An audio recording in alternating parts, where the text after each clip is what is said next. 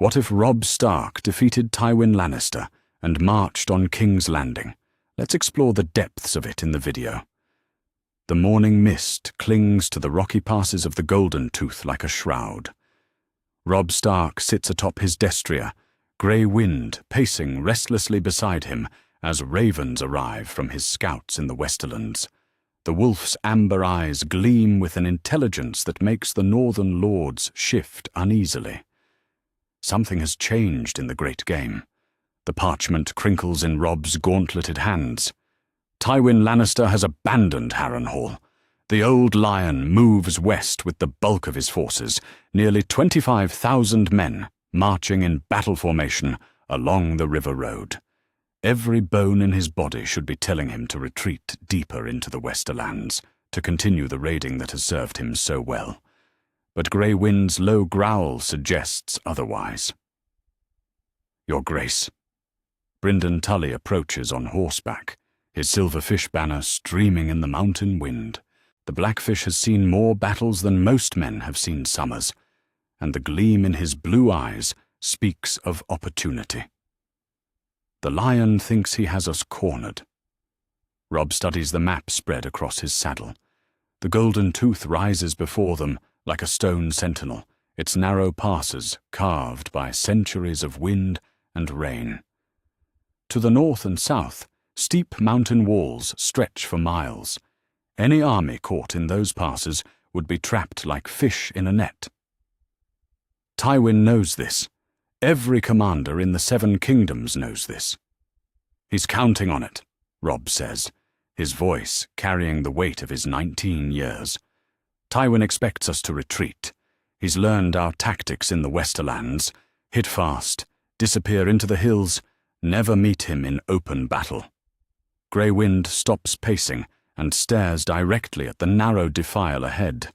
The direwolf's massive head turns toward Robb, and for a moment something passes between them, an understanding that goes beyond words or strategy. The wolf smells blood on the wind. Robb folds the map and looks to his uncle. "How many men can we hide in the northern approaches without being seen?" The Blackfish's weathered face breaks into a grin that would make a younger man nervous. 3,000 heavy cavalry if we use the old goat paths. Maybe 4,000 foot if they're willing to climb. He pauses, studying his nephew's expression. "You're not thinking of running, are you?" "No." Robb's voice cuts through the morning air like a blade. "I'm thinking of ending this." The plan takes shape as the sun climbs higher. Robb will take 8,000 men and march openly toward the Golden Tooth, banners flying, as if preparing for a desperate last stand. When Tywin's forces enter the passes in pursuit, the Blackfish will lead the hidden reserves down from the mountain paths. 3 directions of attack. No escape.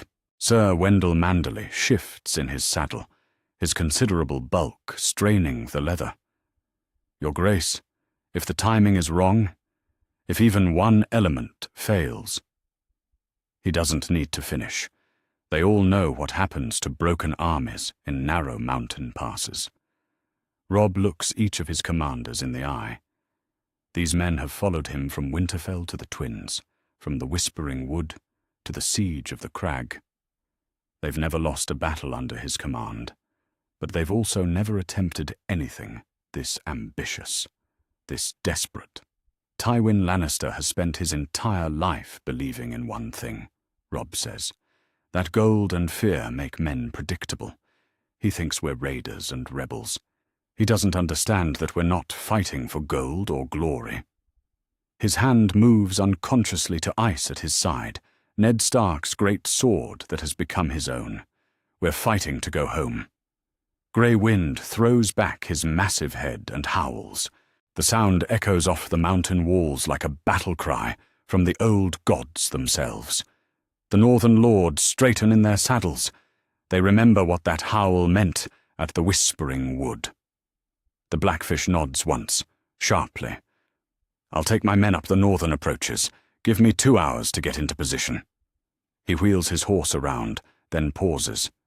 "Robb, Your father would be proud." As his uncle rides away with half the army, Robb watches Tywin's dust cloud grow larger on the horizon. The old lion marches with confidence, his golden banners snapping in the wind. Behind him rides the strength of the Westerlands, Sir Kevan Lannister with the reserve, Sir Adam Marbrand leading the outriders, thousands of cavalry in gleaming mail. Robb raises his hand, and his remaining forces begin their advance toward the Golden Tooth. To any observer, it looks like a retreat that went wrong. A young king with too few men, trapped against the mountains by a vastly superior force, exactly what Tywin expects to see. Grey Wind runs ahead of the column, disappearing into the rocks like a ghost. The direwolf knows his part in this dance. When the time comes, he'll be ready. The first Lannister outriders appear at the mouth of the pass, just as Robb's men reach the narrowest point. Sir Adam Marbrand raises his sword, and 300 cavalry come thundering through the gap. They're eager for the kill, confident that they've finally cornered the young wolf. Robb draws ice and holds it high. The Valyrian steel catches the sunlight like captured fire. His men form a fighting square, shields locked, spears bristling outward. They look exactly like what they are, desperate northerners making their last stand. Behind Marbrand's cavalry comes the main force. Tywin himself rides at the head of his heavy horse, his golden armor gleaming like the sun. The old lion has come to finish this war personally, to crush the rebellion that started when they took his dwarf son at the Crossroads Inn. The trap closes like the jaws of a great beast. Tywin's cavalry pours into the pass, filling the narrow space between the mountain walls. There's no room to maneuver, no space to wheel and charge, just pressed ranks of horse and steel, moving forward like an avalanche. That's when the Blackfish springs his part of the trap. The sound starts as a rumble in the northern rocks, growing to a roar as 4,000 northerners come pouring down the mountain slopes. They hit the Lannister flank like a hammer blow, their war cries echoing off the stone walls. Robb lowers ice and charges. His square dissolves into individual warriors as they crash into Tywin's front ranks. Steel rings against steel in the narrow pass, but there's nowhere for the Lannisters to retreat. The mountain walls hold them like the sides of a coffin. Grey Wind appears among the enemy cavalry like a nightmare made flesh.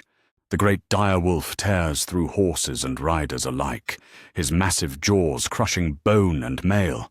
Men scream and horses rear as the smell of blood fills the air. Tywin tries to rally his men, his voice carrying over the din of battle. But the old lion's tactical brilliance means nothing in the chaos of the trapped pass. His superior numbers become a hindrance as cavalry units crash into each other, unable to maneuver in the confined space. Sir Kevan Lannister leads a desperate charge toward the southern wall, trying to break through Robb's reformed ranks. The Lord of Casterly Rock's brother fights with the fury of a man who sees his family's doom approaching. His sword cuts down 3 northerners before Robb himself rides to meet him. The 2 knights clash in the center of the melee. Kevan is older, more experienced, but ice is Valyrian steel, and Robb fights with the strength of youth and righteous fury. Their swords meet once, twice, 3 times before Robb's blade finds its mark. Kevan Lannister falls from his saddle, his blood seeping into the rocky ground. The sight of Sir Kevan's death breaks something in the Lannister ranks. These men have followed the Lion banner their entire lives, believing it meant victory and gold. Now they're trapped like animals in a slaughter pen, watching their commanders die one by one. Tywin himself fights like a man possessed, his sword carving a circle of steel around him. But even the old lion cannot hold back the tide. The northern forces press in from 3 sides, and there's nowhere left to run. The battle ends not with a final charge, but with a slow collapse. Lannister soldiers begin throwing down their weapons, calling for quarter. The golden banners fall one by one, until only Tywin's personal standard still flies in the center of the carnage. Grey Wind sits on his haunches beside a pile of Lannister dead, his muzzle stained red. The dire wolf's yellow eyes find Robb across the battlefield, and the king sees something new there. Not just victory, but possibility. The scent of King's Landing is in the wind. The defeat at Golden Tooth spreads through the Seven Kingdoms like wildfire through a dry forest. Ravens carry the news on black wings, their messages written in the careful script of maesters who can barely believe what they're recording. The young wolf has done the impossible. He has broken Tywin Lannister. In the narrow passes where the battle raged, the cleanup continues into the night.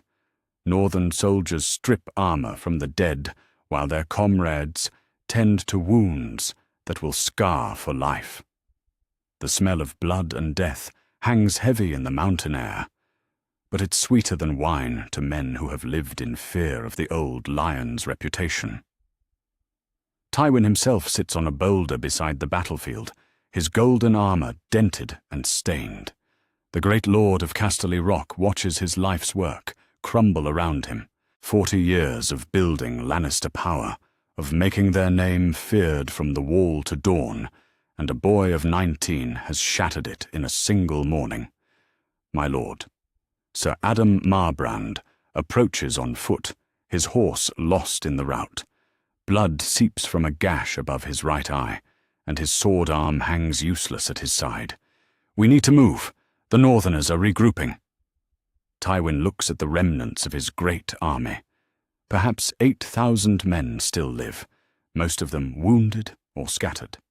The cream of the Westerlands lies dead in the mountain pass, their golden cloaks now crimson with gore. Sir Kevan's body rests beneath his banner, the proud lion of Lannister trampled into the rocky ground. How many can march? Tywin's voice carries none of its usual authority. For the first time in his life, he sounds like what he is, an old man facing his own mortality. 6,000, perhaps 7, if we leave the wounded behind. Marbrand doesn't meet his lord's eyes. They both know what that means.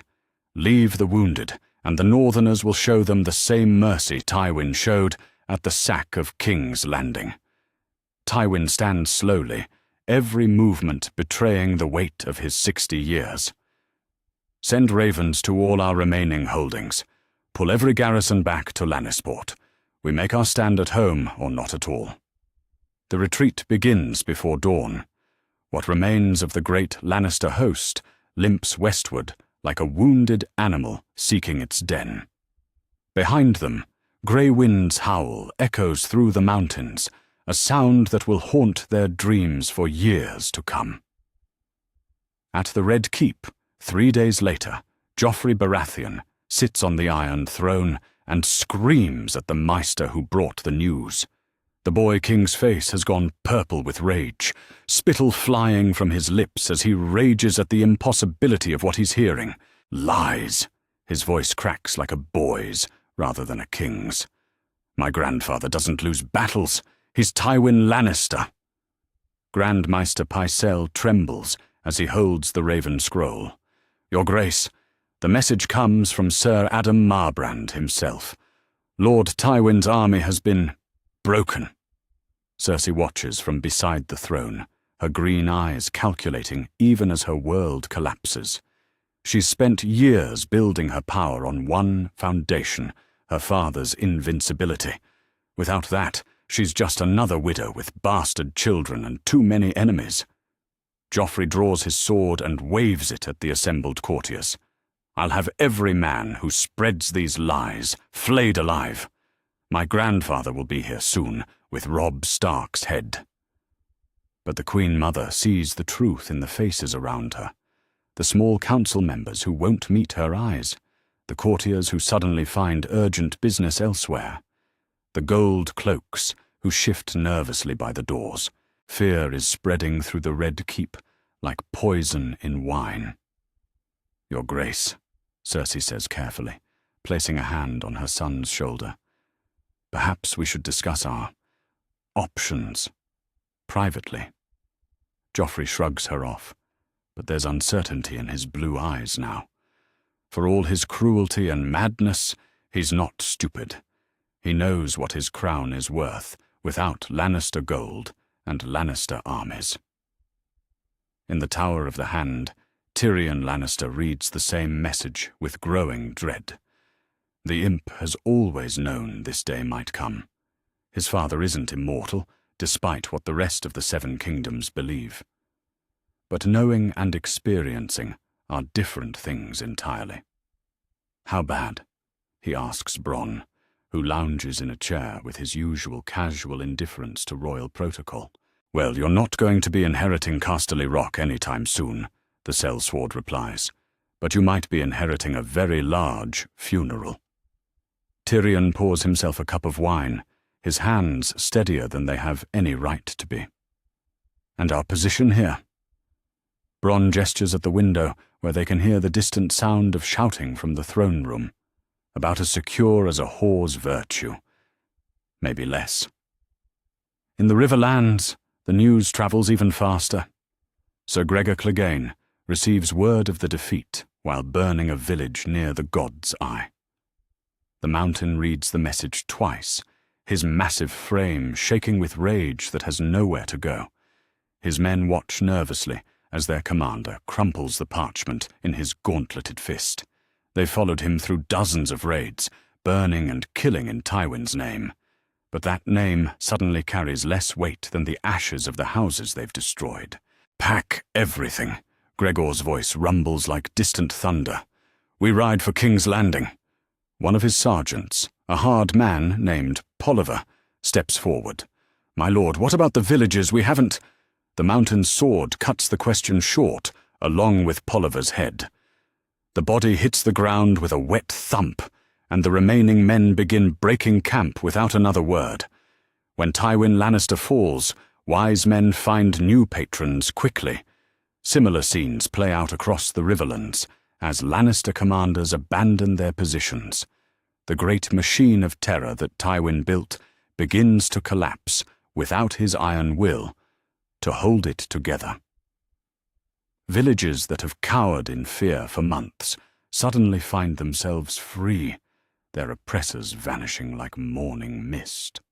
Back at Golden Tooth, Robb Stark stands in the captured fortress and tries to grasp the magnitude of what he's accomplished.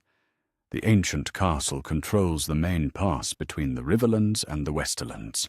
With it in his hands, he can move his army wherever he chooses. Maester Wyman approaches with a leather satchel full of letters. Your Grace, ravens from across the realm. Word of your victory spreads quickly. Robb takes the first letter with hands that still shake slightly from the morning's battle. It's from Edmure at River Run, brief but heartfelt. The Riverlands stand ready. What are your commands? The second is from his mother at the Twins, longer and more cautious. My son, I fear what this victory will cost us. Tywin Lannister wounded is more dangerous than Tywin Lannister confident. Watch your back. But it's the third letter that makes Robb's blood run cold. The seal shows a crowned stag, but the message comes from King's Landing itself. Someone in Joffrey's court wants to negotiate. What does it say? The Blackfish asks, noting his nephew's expression. Robb hands him the letter. It seems we have the capital's attention. Brynden reads quickly, his weathered face growing grim. They're afraid. Good. But frightened enemies do desperate things. Through the broken gates of Golden Tooth, grey wind pads into the courtyard. The direwolf's muzzle still shows traces of Lannister blood, and his yellow eyes hold a satisfied gleam. He approaches Robb and sits at his side, a living symbol of northern victory. What now, your grace? Sir Wendell Manderly asks. The fat knight looks exhausted, but hopeful for the first time in months. Robb looks west toward Lannisport, where Tywin likely licks his wounds and plans revenge. Then he turns east toward King's Landing, where his sisters wait in chains, and a boy king grows desperate on his stolen throne. "Now we finish what Ned Stark started," he says, his voice carrying the certainty of youth and the weight of crown. "We bring justice to King's Landing." Grey Wind's howl echoes off the castle walls, and this time it sounds like victory itself. The Game of Thrones has a new player, and he plays for keeps. In Lannisport, 3 days' hard ride from the defeat, Tywin Lannister sits in his solar and stares at a map of the 7 kingdoms. Red markers show where his armies used to be. Black ones mark where they are now. The difference is sobering. A knock interrupts his brooding. "Enter!" Sir Davin Lannister, his nephew, steps into the room with obvious reluctance. "Uncle, the men are asking, what are our orders?" Tywin looks up from his map, and for a moment Davin sees something he's never seen before in the old lion's eyes. Uncertainty. "We survive," Tywin says finally, "and then we make them pay." But his voice lacks its usual conviction, and they both know it. The great wheel of power has turned, and the lions are no longer at the top. Outside the solar's windows, the sun sets over Lannisport's golden towers, painting them the color of blood. Somewhere in the distance, a wolf howls, and the sound carries on the wind like a promise of things to come. The great hall of Golden Tooth echoes with the voices of war as Robb's commanders gather around a massive oak table. Maps of the 7 kingdoms spread across the scarred wood like parchment wounds, marked with colored pins that represent armies, castles, and the dreams of kings. The captured fortress still smells of Lannister defeat, but now it serves as the seat of northern planning. Robb sits at the head of the table, ice resting across his knees like a steel reminder of his father's legacy. To his right stands the Blackfish, his weathered hands tracing supply routes across the riverlands. To his left, Sir Wendell Manderly shifts his considerable weight from foot to foot, eager to speak but waiting for his king's permission. "Your Grace," Wendell finally ventures, his voice carrying the careful tone of a man who's seen too many battles in too few years. "The Westerlands lie open before us. Lannisport itself could be ours within the fortnight." Murmurs of agreement ripple through the assembled lords. These are men who've followed Robb from victory to victory, and the scent of gold appeals to them almost as much as the smell of revenge. The Westerlands hold riches beyond counting, and Tywin's defeat has left them virtually defenseless. "Aye," growls Lord Karstark, his black beard bristling with enthusiasm. "Let's finish what we started. Burn Casterly Rock to the ground, and salt the earth beneath it." But Robb's attention isn't on the lords or their eager words.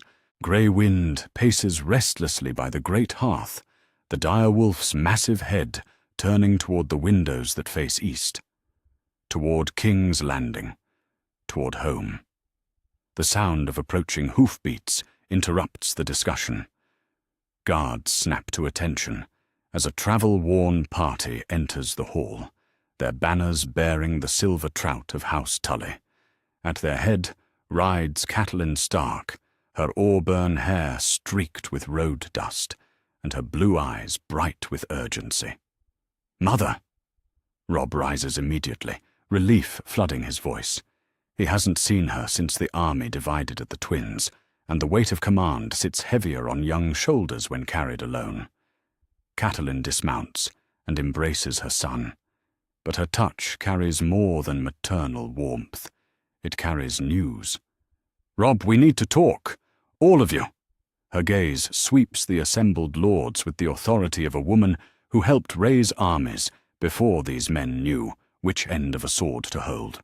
"Lady Stark," the Blackfish says, moving to embrace his niece. "What news from the Twins?" "Lord Frey sends his congratulations on your victory," she replies, but her tone suggests complications. "Along with his expectations for the future. Robb gestures to the table. Speak freely, Mother. These men have bled for our cause. They deserve to hear whatever you've learned. Catelyn takes her place at the table, her fingers tracing the edge of the map. I've had ravens from King's Landing, 3 of them in fact, all carrying different messages.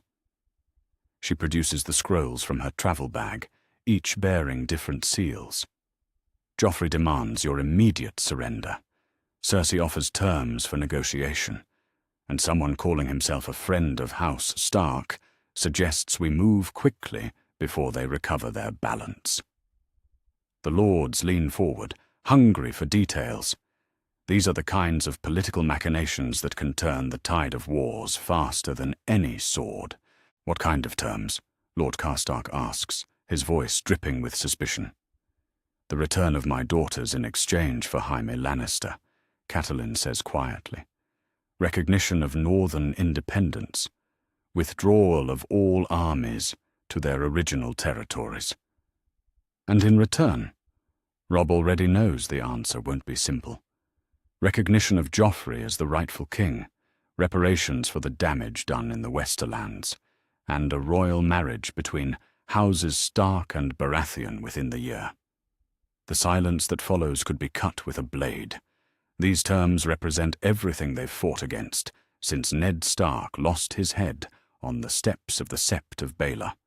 Accepting them would mean bending the knee to the very people who murdered their lord and scattered their family. It's a trap, Wendell Manderly states flatly. They're buying time to regroup. Once they have their strength back, those terms won't be worth the parchment they're written on. The Blackfish nods grimly. Agreed. But it also shows how desperate they are. When Lannisters start offering negotiation instead of demanding submission, you know their position is weaker than it appears. Robb stands and walks to the eastern window.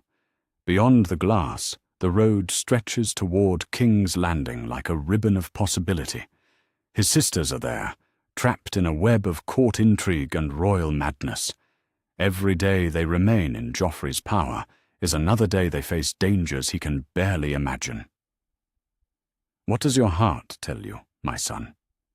Catelyn's voice carries a mother's understanding. She knows the choice tearing at him. My heart tells me to ride to King's Landing and bring my sisters home, Robb admits, his hand unconsciously moving to Ice's pommel. My mind tells me that would be the act of a rash boy, not a king. And what does the king in the north tell you? The Blackfish asks, using Robb's full title deliberately. Robb turns back to the table, his grey eyes meeting each lord's gaze in turn. The king in the north asks himself what his father would have done. Lord Eddard would have chosen honour over advantage, Catelyn says softly. But he might also have chosen his family over his crown. The debate continues as the sun moves across the sky. Lord after lord offers counsel, their voices blending into a symphony of competing loyalties and strategic calculations. Some favour the rich prize of the Westerlands. Others argue for consolidation in the north. A few even suggest accepting Cersei's terms and living to fight another day. But through it all, Grey Wind continues his restless pacing. The great direwolf's behaviour draws Robb's attention again and again, until finally he can ignore it no longer. What is it, boy? He asks, approaching the massive wolf. Grey Wind stops pacing and stares directly at his master. For a long moment, man and wolf regard each other in perfect silence. Then the direwolf moves to the eastern window and places his front paws on the stone sill, his amber eyes fixed on the distant horizon. Robb follows and looks out at the road to King's Landing.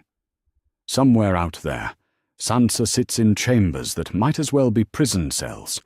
Arya remains missing, her fate unknown, but certainly precarious. The thought of his little sister wandering alone through a war-torn kingdom makes his chest tighten with protective fury. You think we should go east, he says to Grey Wind.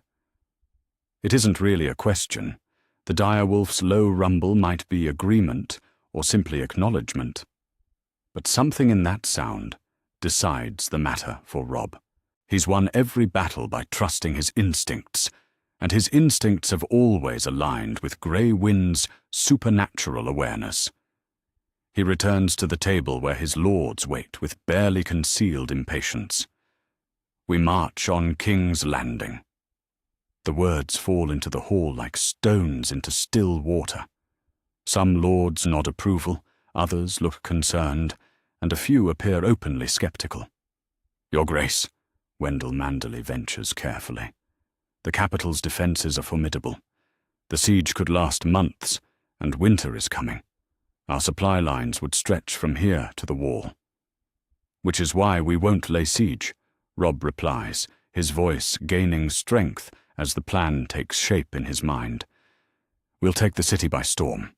Quick, decisive, before they can call in reinforcements from other theatres." "That would require an army of unprecedented size," the Blackfish observes, but his tone suggests interest rather than objection. "Then we'll build one." Robb spreads his hands over the map, encompassing the Riverlands and the north. Every house that suffered under Lannister rule, every lord who's lost family to Joffrey's madness, every knight who remembers what honor means. He begins placing pins on the map as he speaks, each one representing potential allies. The Riverlands are already with us. House Arryn might be persuaded if we offer the right terms. The Reach grows restless under Tyrell ambitions. Even Dorne has no love for the current regime. "You're talking about assembling the largest army Westeros has seen since Aegon's conquest," Catelyn warns. "The logistics alone are manageable if we move fast and strike hard," Robb interrupts. "Tywin's defeat has created a power vacuum. If we don't fill it, someone else will." Lord Karstark leans forward, his dark eyes gleaming. "And if we fail? If the city doesn't fall as quickly as you hope?" "Then we face the same fate my father faced," Robb acknowledges. "But we face it trying to bring our family home, not counting gold in foreign treasuries." The silence stretches again, but this time it carries a different quality. These men can hear the steel in their king's voice, the absolute certainty that comes with a decision made from the heart rather than the head. "The Westerlands can wait," the Blackfish says finally. "Casterly Rock has stood for thousands of years. It'll still be there when we're done with King's Landing." "Aye," agrees Wendell Manderley, his earlier objections apparently forgotten. "And with Joffrey's head on a spike, the rest of the realm might see reason." One by one, the other lords voice their agreement. Not because the plan is perfect or risk-free, but because their 19-year-old king has shown them victory is possible when it seemed impossible. Grey Wind pads over to Robb's side and sits, his massive bulk radiating satisfaction. The direwolf's amber eyes hold an almost human understanding, as if he knows the importance of what has just been decided. "Then it's settled," Robb announces, his hand falling to rest on Grey Wind's head. "We leave a garrison to hold Golden Tooth and the passes. The rest of the army marches for the Trident within 3 days." As his lords disperse to begin preparations, Robb remains by the eastern window with his mother and the Blackfish. The road to King's Landing seems longer than ever, fraught with dangers that could destroy everything they've built. "I hope you're right about this, nephew," Brynden Tully says quietly. "So do I, uncle." Robb's voice carries the weight of crown and cause. "But right or wrong, we're going to bring the girls home." Outside the window, the sun begins its descent toward the western peaks. Soon darkness will fall over Golden Tooth, but somewhere in the east, dawn is coming, and with it, the march that will either restore House Stark or destroy it forever.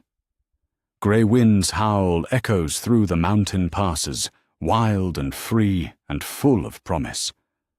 The Game of Thrones is about to change forever. The great bell of River Run rings out across the fertile lands of the Trident, its bronze voice carrying news that sets hearts racing and banners unfurling. From every holdfast and tower house, ravens have brought the same impossible message. Tywin Lannister has fallen. The young wolf has done what no lord in living memory thought possible. In the solar of River Run, Edmure Tully spreads the latest reports across his oak desk with hands that shake slightly from excitement rather than fear. For months he's watched Lannister raiders burn his people's homes and salt their fields. Now those same raiders flee westward like beaten dogs, abandoning their positions faster than autumn leaves fall from trees. "How many can we muster?" he asks Sir Desmond Grell, his master-at-arms. The old knight's scarred face bears a grin that makes him look 20 years younger. "Every able-bodied man between 16 and 60, my lord. The small folk are practically begging to march." Desmond unfurls a scroll, covered in numbers and unit designations. 12,000 foot, 3,000 horse, and more volunteers arriving every hour. The news spreads through the riverlands, like fire through dry grass. At Seaguard, Lord Jason Mallister calls his banners with a war cry that echoes across the bay. His longships crowd the harbour, their iron eagles gleaming in the morning sun as marines sharpen weapons and sailors check rigging. The losses at the siege of Seaguard have been avenged tenfold at Golden Tooth, and the eagles are ready to fly again. "Load the siege engines," Mallister commands from the deck of his flagship. "If we're taking King's Landing, we'll need more than swords and courage." At Wayfarer's Rest, Lord Vance receives his nephew's raven with tears streaming down his weathered cheeks. 2 of his sons died fighting Lannister raiders, their bodies left to rot in burned villages. Now there's finally hope for justice, and the old lord means to take it with both hands. "Every man who can swing a sword," he tells his steward. "Empty the granaries if you must, sell the horses, melt down the silver. Our king marches on the usurper's city, and House Vance will not be found wanting." Similar scenes play out across the war-torn riverlands. At Pink Maiden, Lord Piper calls for volunteers and receives twice the men he expected. At Acorn Hall, the Smallwoods strip their garrison to join the cause. From Stonehenge to Darry, from the Twins to Maidenpool, the River Lords rally to Robb Stark's banner with enthusiasm, born of long suffering and sudden hope. But it's at Harrenhal where the news creates the most significant ripples. Rose Bolton sits in the great hall of the ancient castle, surrounded by the banners of houses that have bent the knee to northern strength. The massive fortress echoes with activity as soldiers prepare for a march they never expected to make. "Your thoughts, my lord?" asks Sir Enys Frey, one of the many Frey sons serving under Bolton's command. His narrow face betrays nothing, but his pale eyes watch his commander carefully. Bolton's own expression remains unreadable as he studies Robb's message. The young king's orders are clear. March south immediately and join the main host for the assault on King's Landing. But Bolton is a cautious man, and caution has kept House Bolton alive through centuries of northern politics. "Gather the lords," he says finally. "We march within the week." The decision ripples through Harrenhal's massive halls. Northern soldiers cheer the prospect of finally bringing the war to their enemy's doorstep. Riverland knights speak in hushed tones about the chance to rescue their lands from Lannister tyranny. Even the servants whisper excitedly about seeing the great capital that most of them have only heard described in songs. Across the realm, intelligence networks buzz with activity.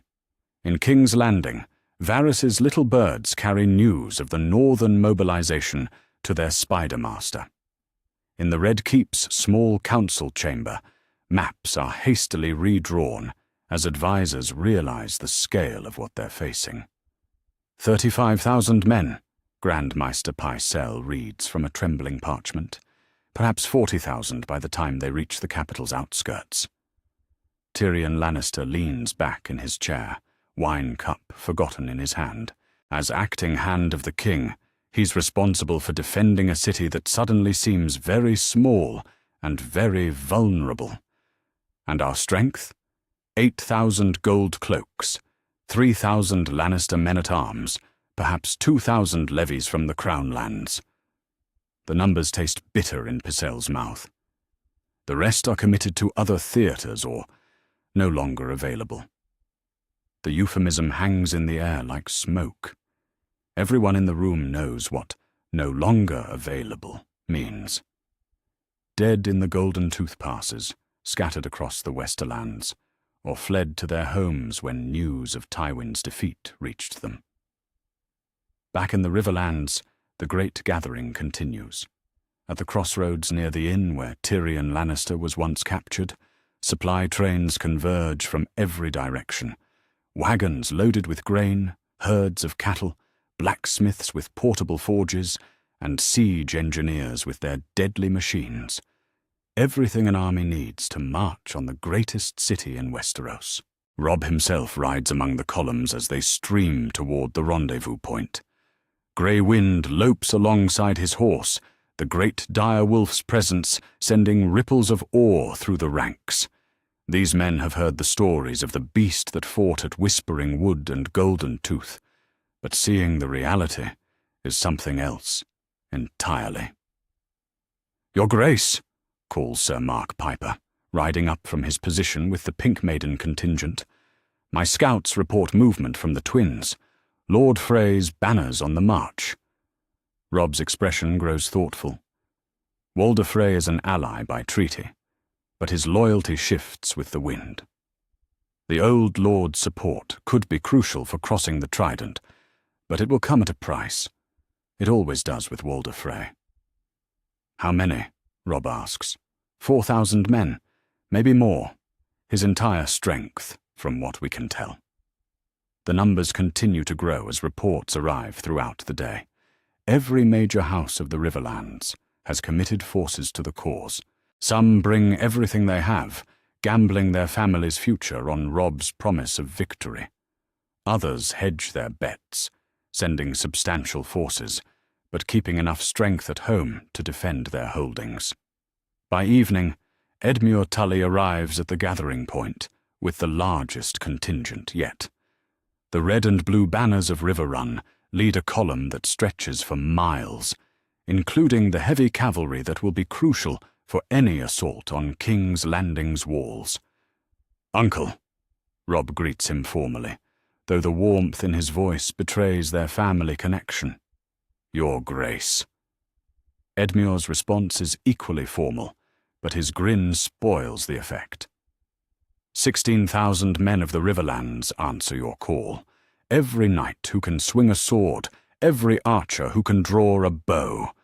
They embrace as family should, ignoring the protocols that usually govern meetings between kings and lords. Around them, the great host settles into camp for the night. Cooking fires twinkle like earthbound stars, and the sound of 30,000 voices creates a constant murmur that speaks of power and purpose.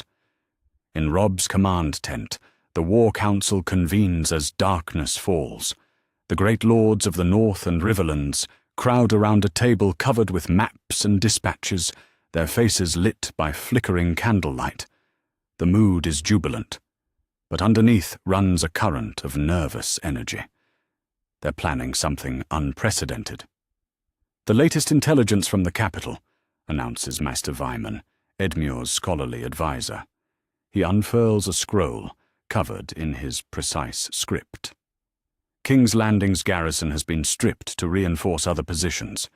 Sir Jacelyn Bywater commands perhaps 11,000 men, counting City Watch and levies." Murmurs of approval ripple through the tent.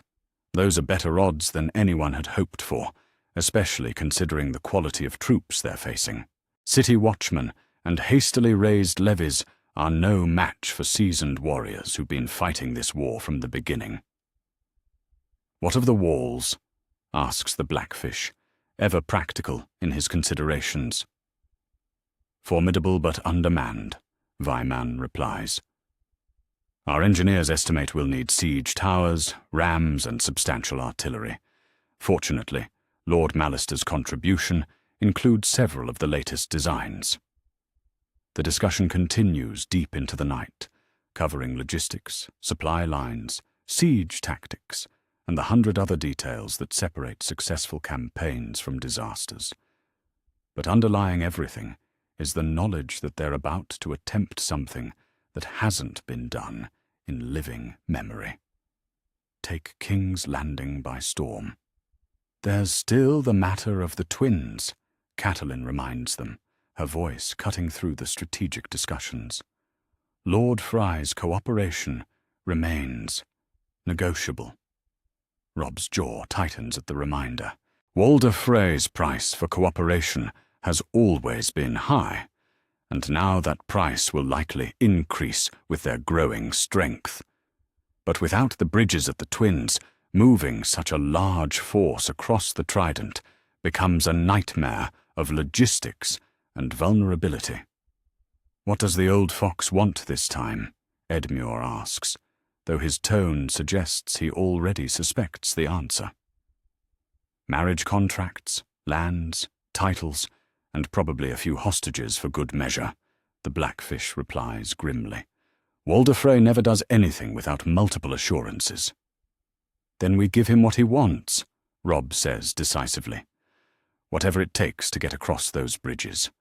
We can sort out the details after Joffrey's head is on a spike." The words hang in the tense air like a promise. These men have followed Robb Stark through impossible victories, and they're ready to follow him into one more. The greatest gamble of their lives, for the highest stakes imaginable. Outside the tent, Grey Wind's howl echoes across the great encampment. The dire wolf's voice carries over sleeping soldiers and nervous horses, over supply wagons and siege engines, over the dreams and fears of 40,000 men who have chosen to follow a 19-year-old king into legend. In the distance, ravens carry news of the gathering to every corner of Westeros. Friends and enemies alike begin to understand that something has changed in the Game of Thrones. The young wolf is no longer content to fight for independence or revenge.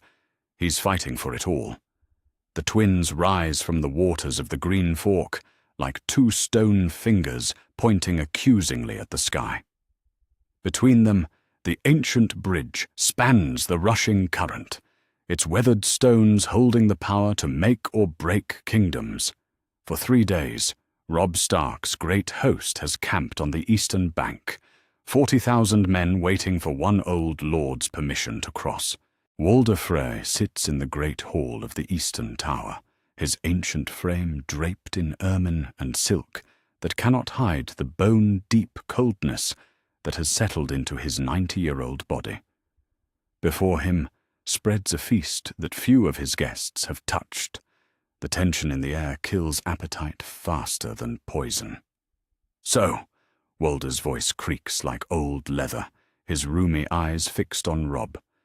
"The young wolf comes calling again, with a bigger pack this time." His gnarled fingers drum against the arm of his chair, counting out a rhythm only he can hear. Robb sits at the high table with rigid courtesy, Grey Wind lying at his feet like a living shadow.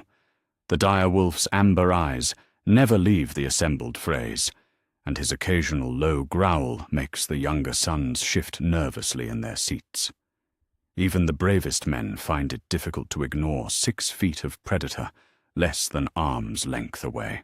"Lord Frey," Robb replies with careful formality, "the realm burns while we debate. Every day we delay gives our enemies time to prepare." "Our enemies?" Walder's laugh sounds like bones rattling in a cup. "Tell me, boy king, which enemies are those? Last I heard, you were fighting for northern independence. Now you march on King's Landing, with banners from every corner of the Riverlands. Seems your ambitions have grown." Catelyn Stark leans forward slightly, her diplomatic instincts recognizing the dangerous currents in the conversation. "Lord Walder, House Stark remembers its friends. We've come to honor the agreements made when you needed my bridge the first time," Walder interrupts, his voice gaining strength. I remember those agreements. A king who promised my daughter a crown, then broke his word for a pretty face from the Westerlands." The silence that follows could be cut with a blade. Every person in the hall knows the history between these houses, the broken promises and political calculations that have led to this moment. Robb's marriage to Jane Westerling violated his agreement with House Frey, and old grudges die hard in the Riverlands. Sir Stevron Frey, Walder's eldest son and heir, clears his throat diplomatically. "Father, perhaps we should discuss the current situation rather than past misunderstandings." But Walder's cold eyes remain fixed on Robb. "Misunderstandings? Is that what we're calling broken oaths now?" He gestures toward the windows, where the northern host's campfires twinkle like stars. "You want my bridge, boy. Question is, what are you willing to pay for it this time?" The negotiations begin in earnest, as servants clear away the untouched feast. Maps appear on the great table, showing the river crossings and the roads to King's Landing. Walder's demands start high and climb higher with each passing hour. "Harrenhal," the old lord declares, his voice carrying across the hall. "When this war ends, that castle goes to House Frey, along with all its lands and incomes." "Harrenhal belongs to the crown," Robb objects. "I cannot promise what isn't mine to give." "Then make it yours to give," Walder shoots back. "You're marching to take a throne. Act like it." In the private chambers behind the great hall, Walder's sons gather to debate their father's strategy. Black Walder paces by the window, his dark eyes reflecting the torchlight like a wolf's. Sir Hostin stands with arms crossed, his warrior's instincts favoring direct action over political maneuvering. "The old man's playing a dangerous game," Black Walder mutters. "Tywin's defeat changes everything, but the Lannisters aren't dead yet." "Neither are we," Hostin replies grimly. "And we won't be if we bet on the wrong king again." Sir Ryman Frey, deep in his cups despite the early hour, waves his wine cup dismissively. "Father's lived through 9 kings. He'll outlive this one too, and the next 3 after that." But Sir Stevron looks thoughtful as he watches the northern army through the narrow window. 40,000 men, the largest host assembled since Robert's rebellion. And they've never lost a battle. The debate continues in whispers and glances, each brother calculating the odds of survival in a realm where choosing the wrong side means extinction. They've seen what happens to houses that back losing kings, and the memory makes them cautious. Back in the great hall, Catelyn works her diplomatic magic with the skill of a woman raised in Riverrun's political currents. "Lord Walder, consider what victory means. When King's Landing falls, the new realm will remember its allies. House Frey has always been pragmatic in its alliances." "Pragmatic," Walder repeats, tasting the word like wine. Pretty way of saying we know which way the wind blows. His ancient eyes study Catelyn's face, searching for deception or weakness. "And what does Lady Catelyn think the wind says today?" "That Tywin Lannister's time is ending," she replies without hesitation. "That the young wolf has never lost a battle, and his enemies grow fewer with each victory. That smart lords align themselves with the future, not the past." The old lord considers this while grey wind's growl fills the temporary silence. The direwolf has been restless all evening, his supernatural senses picking up currents of tension and treachery that humans miss. His amber eyes track the movements of Frey guards and servants with predatory focus. "Your pet seems nervous," Walder observes, nodding toward Grey Wind. He doesn't like enclosed spaces, Robb lies smoothly. Too many people, too many scents. But the truth is more complex. Grey Wind senses what Robb himself suspects, that loyalty in House Frey runs as thin as winter ice. The dire wolf's instincts scream warnings that his master cannot afford to heed. They need this crossing, regardless of the cost. As midnight approaches, an agreement finally emerges from the marathon negotiations. House Frey will provide passage for the northern host and contribute 5,000 men to the assault on King's Landing. In return, they receive Harrenhal when the war ends, along with marriage contracts that will bind their houses together for generations. Roslin will wed Edmure when he returns from the capital, Walder declares, his voice carrying the finality of carved stone. And young Arya will marry my grandson Elmar when she's of age. Catelyn's heart clenches at the mention of her missing daughter, but she keeps her face composed. When Arya is found safe, she will honor that agreement. When? Walder repeats with dark amusement. Not if. Confident in your wolf's hunting skills, are you? The final terms stretch into the dark hours before dawn.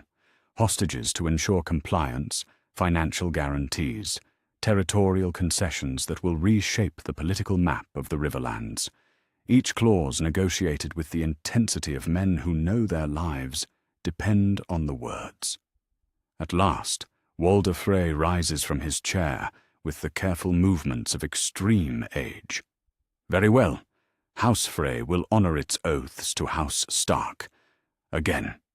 The emphasis on the last word carries decades of resentment, but also a grudging acceptance of political reality. The crossing begins at first light, Robb announces, relief evident in his voice, despite his attempts to hide it. But as the great hall empties, and the northern lords retire to their chambers, quiet conversations begin in the Frey family quarters. Ravens wait in the rookery, their messages already prepared. Some carry news of the agreement to Riverrun and Winterfell. Others bear different tidings, intended for different recipients. In a chamber high in the western tower, Sir Jared Frey scratches out a careful message by candlelight. His words are coded, but clear to those who know how to read between the lines. The northern host will cross at dawn, 40,000 strong, heading for King's Landing by way of the King's Road. The raven that carries this message flies south through the night, its black wings cutting through the darkness like an omen. In 3 days, it will reach the Red Keep, where Cersei Lannister waits for any scrap of intelligence that might save her family's hold on power. Dawn breaks grey and cold over the twins as the great crossing begins. Northern infantry marches across the ancient stone bridge in columns that stretch for miles, their steel glinting like scales on some massive serpent. Behind them come the cavalry units, horses' hooves drumming against stone in a rhythm that speaks of power and purpose. Robb sits his destrier at the eastern end of the bridge, watching his army cross with satisfaction tempered by unease. Grey Wind paces beside him, the direwolf's massive head turning constantly to track the Frey soldiers who line the bridge's battlements. Their hands rest too close to their weapons, their eyes hold too much calculation. "Nervous wolves," Walder Frey observes, approaching on his litter. "Wise beasts, wolves. They know when they're walking into a trap." "Is that what this is?" Robb asks quietly, his hand moving instinctively to Ice's pommel. "Every bridge is a trap, boy king. Question is whether the one crossing it is clever enough to see the snare before it closes." Walder's ancient eyes gleam with malicious humor. "Your father never understood that. Too much honor, not enough cunning." The crossing continues throughout the morning and into the afternoon. Supply wagons creak across the bridge under heavy guard, their contents representing the lifeblood of the great army. Siege engines follow, disassembled and loaded onto specially reinforced carts that groan under their weight. From the western tower, Sir Stevron Frey watches the procession with growing unease. This isn't just an army crossing his bridge. It's the entire military might of the North and Riverlands moving with singular purpose toward the realm's heart. Whatever happens at King's Landing will echo through history. "Father's made his choice," he murmurs to Black Walder, who stands beside him at the window. "Has he?" Black Walder's voice carries skepticism. "Old men change their minds like women change their small clothes, especially when ravens bring news from the capital." As if summoned by his words, a raven arrives at the rookery with urgent beating of wings. The message it carries bears the royal seal, and its contents make even the cynical Frey brothers pause. King Joffrey offers pardons for all past transgressions and rich rewards for information about northern movements. The Great Crossing continues as political calculations swirl through the twins like river fog. Loyalty wars with pragmatism, honor fights with survival, and old grudges wrestle with new opportunities. The bridge that connects the Riverlands becomes a symbol of the choices facing every noble house in Westeros. By evening, the last of Robb's army has crossed to the western bank. The great host spreads across the countryside like a forest of steel and banners ready to resume its march toward King's Landing. But behind them, in the twins, ravens continue to fly both north and south, carrying messages that will shape the war's final chapters. Grey Wind's howl echoes across the water as night falls, a sound that speaks of triumph and warning in equal measure. The young wolf has his crossing, but the price may prove higher than any of them imagine. In the Game of Thrones, every victory comes with hidden costs, and House Frey always collects its debts. The ravens arrive at the Red Keep like harbingers of doom, their black wings cutting through the morning mist that clings to King's Landing's 7 hills. In the rookery atop the Tower of the Hand, Maester Balabar reads each message with growing dread before hurrying to find Tywin Lannister. The imp sits in his solar, attempting to make sense of ledgers that show a royal treasury bleeding gold faster than a stuck pig bleeds blood.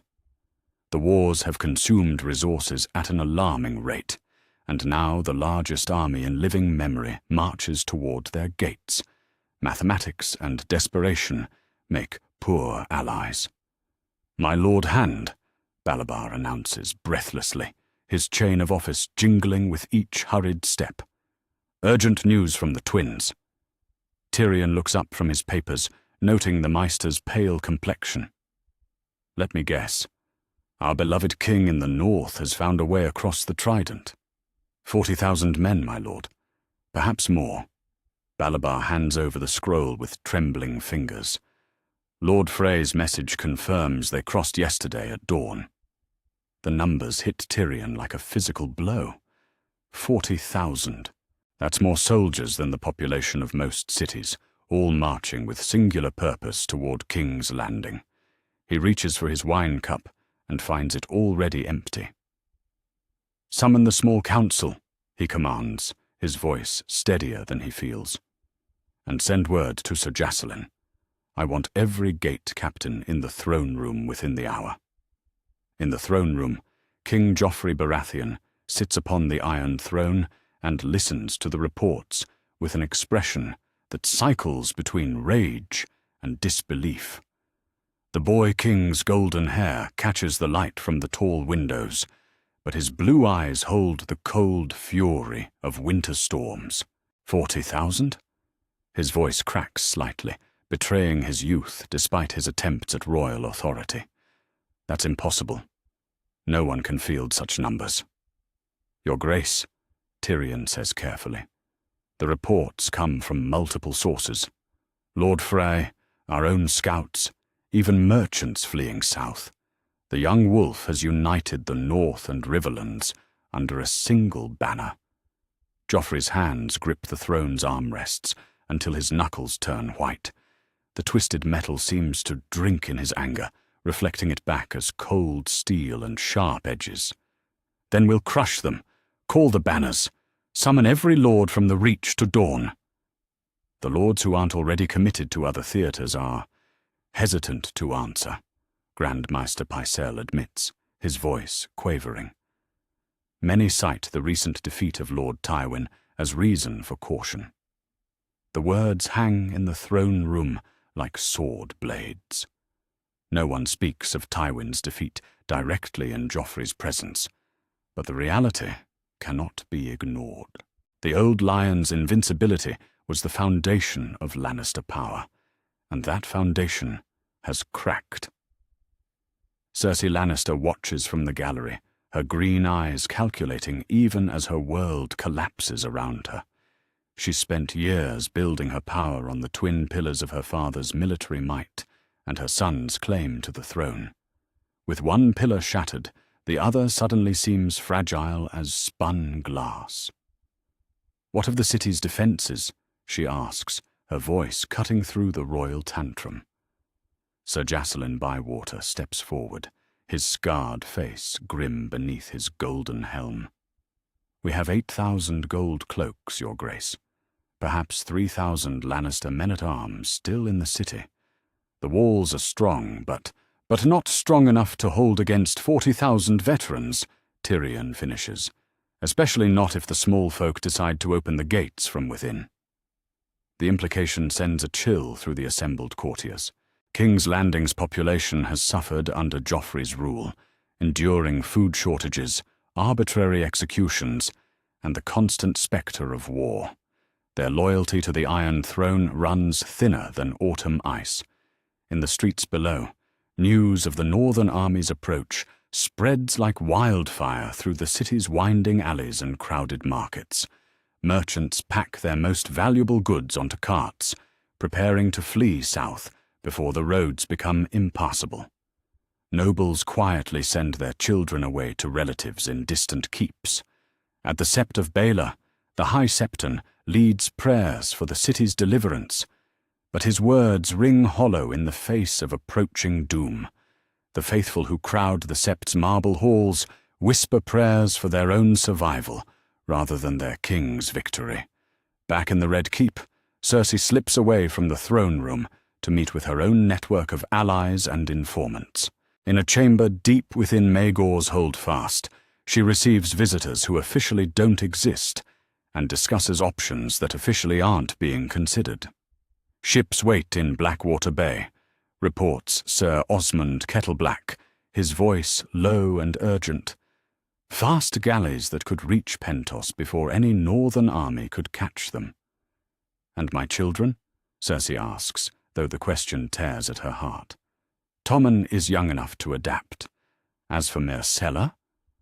Osmond shrugs meaningfully. "She's already in Dorne, effectively hostage to House Martell's ambitions." The Queen Mother dismisses her visitors and stares out at the city that has been her kingdom for so many years. From this height, King's Landing looks peaceful, its red roofs and white walls glowing in the afternoon sun. But she can see the smoke rising from burning documents as noble houses prepare for the worst.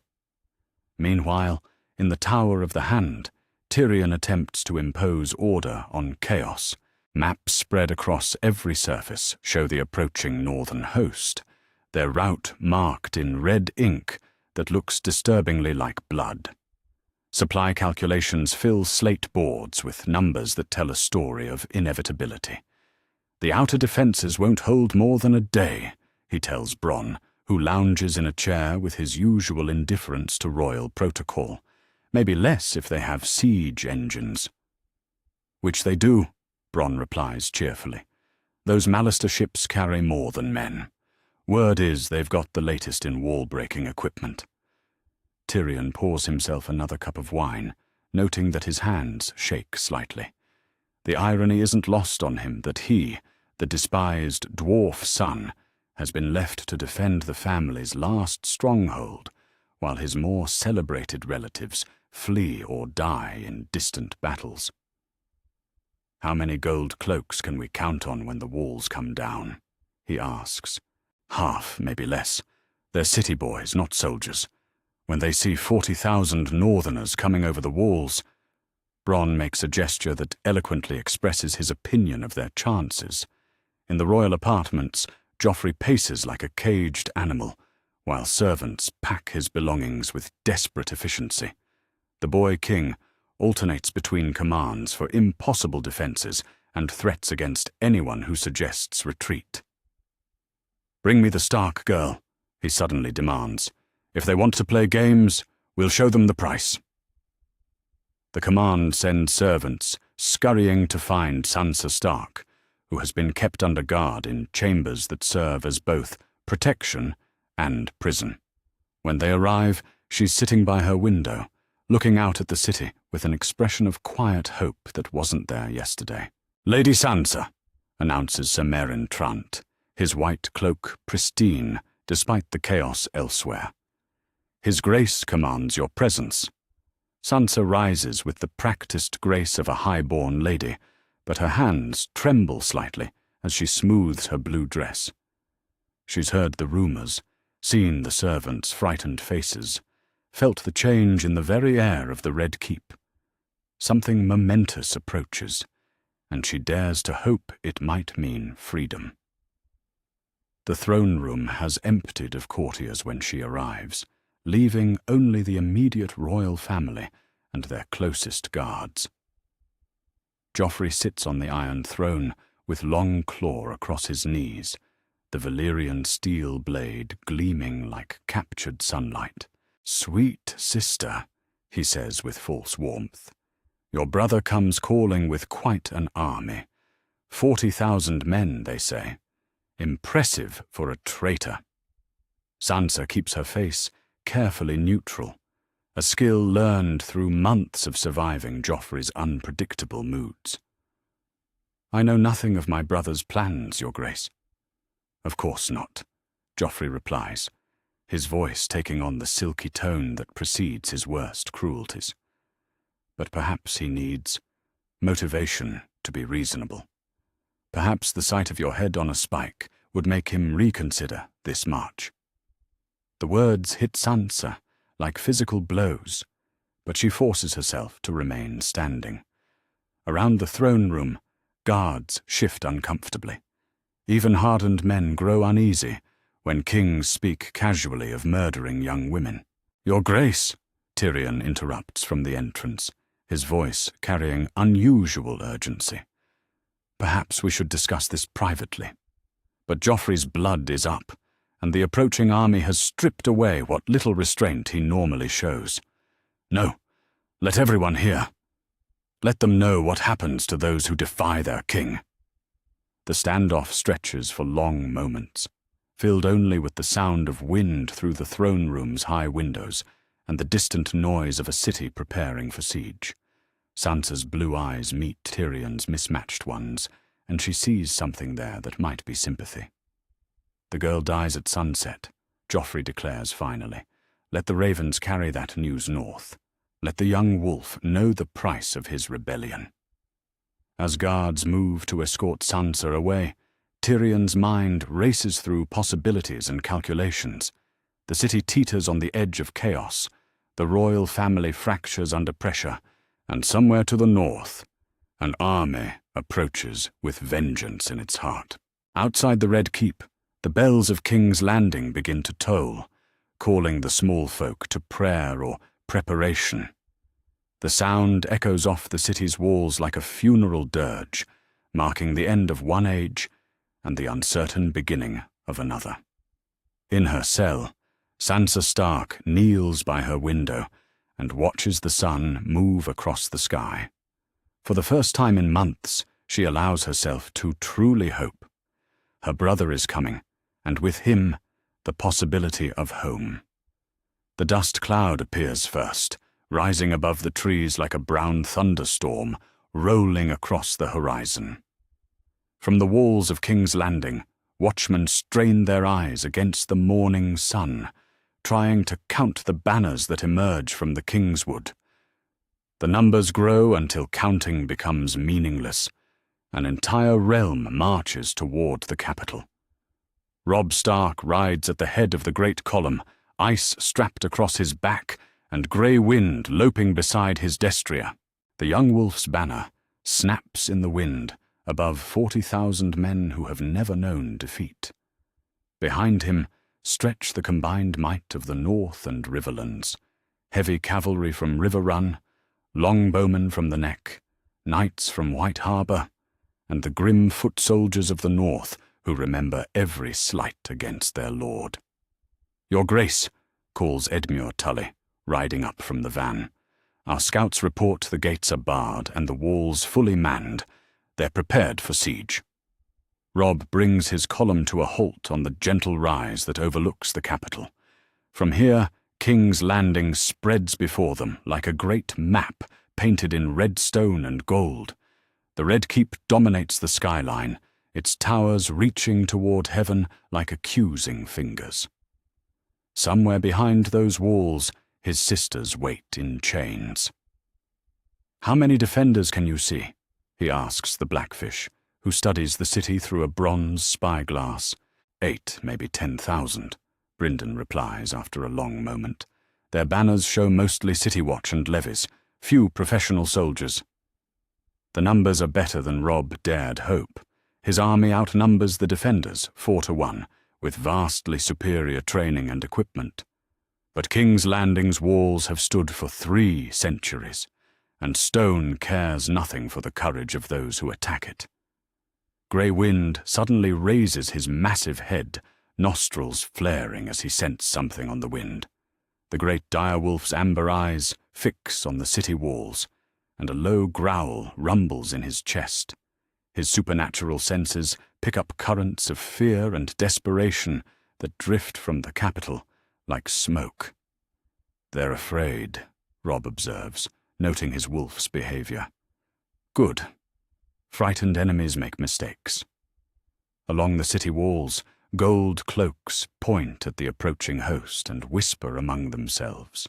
Most of these men have never faced real battle, their experience limited to breaking up tavern brawls and chasing thieves through the city's twisted alleys. The sight of 40,000 veterans in battle array would shake the confidence of seasoned warriors, let alone city watchmen. From the Red Keep's highest tower, Tywin Lannister watches the northern deployment through his own spyglass. The imp's sharp mind takes in every detail: the disciplined formations, the siege engines being assembled, the cavalry screening the flanks. This isn't a raiding party or a desperate gamble. This is a proper army led by commanders who understand their craft. "Impressive," he murmurs to Bronn, who stands beside him at the window. "I count at least 3 siege towers under construction, and those are just the ones I can see." "Think they'll try to take the walls by storm?" Bronn asks with professional interest. "With those numbers? They can afford to." Tyrion collapses his spyglass with a sharp click. "Which means we need to negotiate quickly before they decide we're not worth keeping alive." The Parley banner goes up from the Red Keep an hour later, its white field stark against the red stone walls. From the northern camp, answering signals acknowledge the request for negotiation.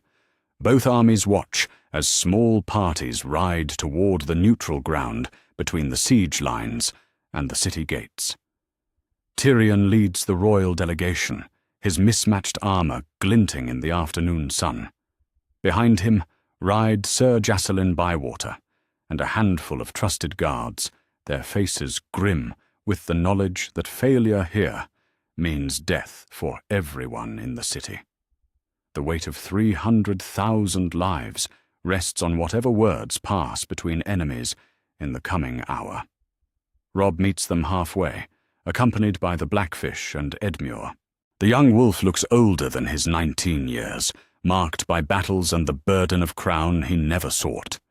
But his grey eyes hold the same steel that made Ned Stark legendary, and Ice's pommel gleams like captured starlight over his shoulder. "Lord Tyrion," Robb says formally, inclining his head with the courtesy due to an enemy under a flag of truce.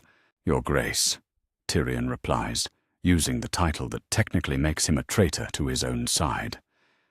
"Though I confess I'm uncertain which Grace we're discussing. My nephew claims exclusive rights to that particular form of address." "Your nephew," Robb's voice grows cold, "murdered my father on the steps of the Sept of Baelor. He holds my sisters prisoner. He sits a throne built on lies and maintained by terror." "Accurate on all counts," Tyrion admits with surprising honesty. "Which brings us to the question of terms. What would it take for you to turn this army around and march north?" The Blackfish snorts derisively.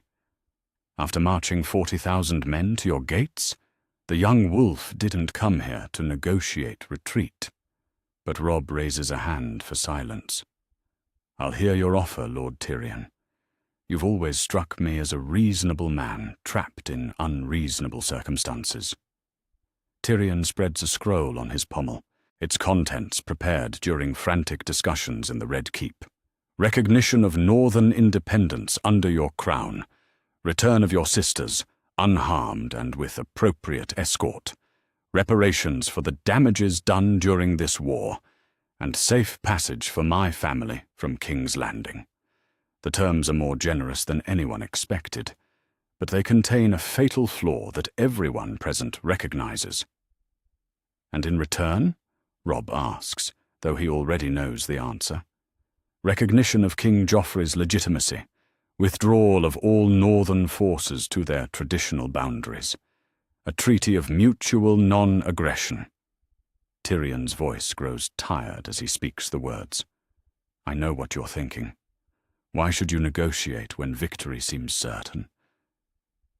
"Because sieges are ugly things," Robb replies quietly. "Good men die on both sides. Innocent people suffer. If your king would step down voluntarily, he won't." The words come from behind them, carried on the wind from the city walls. King Joffrey Baratheon stands on the battlements of the Red Keep, long claw gleaming in his hands, and his voice pitched to carry across the distance. "I am the rightful king of the 7 kingdoms, Joffrey shouts, his boyish voice cracking with rage. "I will not yield my throne to traitors and oath-breakers." The parley ends with those words, as everyone present knew it would. Tyrion closes his eyes briefly, recognizing the death warrant his nephew has just signed for thousands of innocent people. Joffrey's pride will not bend, which means the city must break. "I'm sorry," Tyrion says to Robb as the delegations prepare to separate. "For what it's worth, your father was a good man. Better than this kingdom deserved." "He was," Robb agrees, "and his death will be answered." As the royal delegation rides back to the city, Robb remains in the field with his commanders. Around them, the great siege takes shape with the efficiency of an army that has practiced this deadly craft through months of war. Siege towers rise like wooden mountains, their crews working through the afternoon to complete the engines of destruction. "The walls are strong," Edmure observes, studying the ancient fortifications through his own glass. 300 years of kings have strengthened them. "Walls are only as strong as the men who hold them," the Blackfish replies, "and those men know they're outnumbered 4-1 by veterans who've never lost a battle." Robb walks among his engineers as they survey the city's defenses, taking careful note of every tower and gate. These men have studied their craft at the sieges of Seaguard and River Run, and they know the signs of weakness that mark even the strongest fortifications. "The King's Gate shows signs of recent repair," reports Sir Wendell Manderley, pointing to a section of wall where newer stone shows among the ancient blocks. "The mortar there hasn't had time to properly set." "And the mud gate faces the poorest part of the city," adds another engineer. "The small folk there have no love for the current regime. A few gold dragons spread among the right people. The possibilities multiply as professional soldiers apply their expertise to the problem of breaking King's Landing's defences. This isn't the desperate assault of a cornered army, but the methodical approach of commanders who can afford to take their time and choose their moment. As evening falls, Grey Wind ranges beyond the siege lines, his massive form ghosting through the shadows like a living nightmare. Lannister outriders report sightings of the Great Wolf, their voices tight with fear as they describe amber eyes gleaming in the darkness and the sound of massive paws padding through the night. "The beast's the size of a horse," one terrified scout reports to Sir Jacelyn Bywater, "and it moves like smoke through the trees. My horse wouldn't go within 100 yards of where we spotted it." The psychological effect spreads through the defending garrison like plague through a crowded city. Men who might stand firm against human enemies grow nervous when supernatural predators stalk the darkness beyond their walls. Grey Wind's presence becomes a constant reminder that this isn't just another siege. This is the young wolf, coming to reclaim what was stolen. Back in the northern camp, Robb sits in his command tent, surrounded by maps and reports. The logistics of besieging the largest city in Westeros would challenge any commander, but his supply lines stretch back to the richest agricultural regions in the kingdom. His army can afford to be patient. "How long?" he asks his engineers. 3 days to complete the siege towers," comes the reply. "Another day to position them properly. The assault could begin by week's end." "And the walls?" "Will fall, Your Grace. The question isn't whether, but how many good men we lose taking them." Robb nods grimly, accepting the mathematics of war that no king can escape. Every day they delay costs lives inside the city as fear and desperation take their toll. Every day they advance the attack costs lives among his own men. Leadership means choosing which lives to spend and for what purpose. Outside the tent, Grey Wind's howl echoes across the siege lines, wild and mournful and full of promise. The sound carries over the city walls, through the twisting streets, up to the Red Keep, where a boy king sits on a throne of twisted steel and plots increasingly desperate measures. The Game of Thrones has reached its climax, and only one side can survive what's coming. In the northern camp, 40,000 men sharpen their weapons and prepare for the storm. In King's Landing, 10,000 defenders man the walls and pray for salvation that will not come. Dawn brings the beginning of the end, as siege towers rise like monuments to the young wolf's inexorable advance toward justice. The capital of the Seven Kingdoms trembles in the shadow of approaching wolves, and even stone walls cannot keep out the reckoning that rides on northern winds. The sound of steel on stone echoes through the dawn as northern engineers begin their methodical work beneath King's Landing's ancient walls. 50 yards from the King's Gate, they sink their saps into the earth with the patient precision of men who understand that cities fall through mathematics rather than courage. Sir Wendell Manderley directs the digging from a covered position, his considerable bulk protected by wooden mantlets as Lannister archers send arrows whistling overhead. The Fat Knight has supervised more sieges than most men have seen battles, and his expertise shows in every carefully placed support beam and calculated angle of approach. "Another foot and we'll be under the foundation stones," he reports to Robb, who crouches beside him in the protective shelter. The wall there shows signs of settling, built on softer ground than the rest.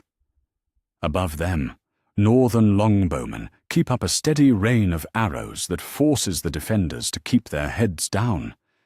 These aren't wild volleys meant to terrorize, but precise shots aimed at anyone who tries to interfere with the sapping operation. Every gold cloak who shows himself on the battlements becomes a target for men who learned their craft hunting in the dark woods of the north. In the Red Keep, Tyrion Lannister paces the solar like a caged animal, surrounded by maps and reports that tell a story of inevitable defeat. Each hour brings new evidence that the city's defenses crumble faster than autumn leaves. His wine cup sits forgotten on the table, its contents grown warm as crisis follows crisis. The small folk are fleeing the outer districts, reports Sir Jacelyn Bywater, his golden helm dented from a falling stone. Whole neighborhoods empty as families head for the Sept of Baelor, or try to escape through the mud gate. And our men, holding the walls but barely. Half the city watch has family in those fleeing crowds. Jacelyn's scarred face betrays his own doubts about their chances.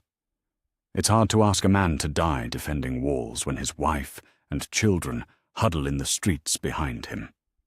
The mathematics of morale work against them as surely as the mathematics of siegecraft.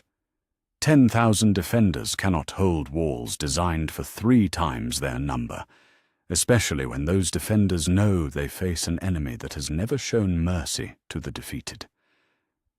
Deep beneath the Red Keep, in chambers that most of the castle's inhabitants have forgotten, another drama unfolds in the green glow of wildfire.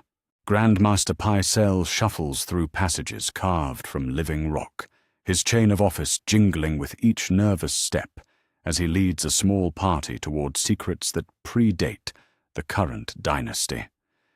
King Aerys stored thousands of pots throughout the city, he explains in hushed tones to the men who follow him. Beneath the Sept of Baelor, under the Dragon Pit, in caches throughout the tunnels, enough to burn King's Landing to ash. The discovery sends ripples of fear through both armies when word reaches their commanders. Tyrion receives the news in his solar with the resignation of a man who has run out of ways to be surprised by his family's legacy of madness. "How much?" he asks Pycelle, though he dreads the answer. "Enough to level half the city, my lord. Perhaps more if the caches chain together." The old Meister's hands shake as he speaks. King Aerys meant to deny King's Landing to Robert Baratheon. Only Jaime's intervention prevented catastrophe. In the northern camp, Robb processes the same intelligence with the cold calculation of a commander who cannot afford to let emotion cloud his judgment. The discovery changes everything about the siege, introducing variables that could destroy friend and foe alike. "Pull the sappers back," he commands immediately. If those tunnels connect to the wildfire caches, one spark could kill every man within a mile of the walls. But even as the northern engineers withdraw from their dangerous work, other forms of pressure continue to mount against the beleaguered city. In the poorer districts near the Mud Gate, Northern Gold begins to work its own form of siegecraft as desperate small folk receive offers that hungry families cannot refuse. 10 silver stags for each gate guard who looks the other way, whispers a fisherman's wife to her husband as they huddle in their hovel.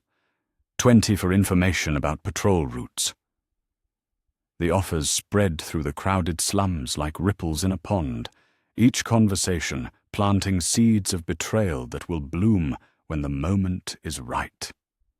These people have no love for Joffrey Baratheon, whose reign has brought them nothing but hunger and fear.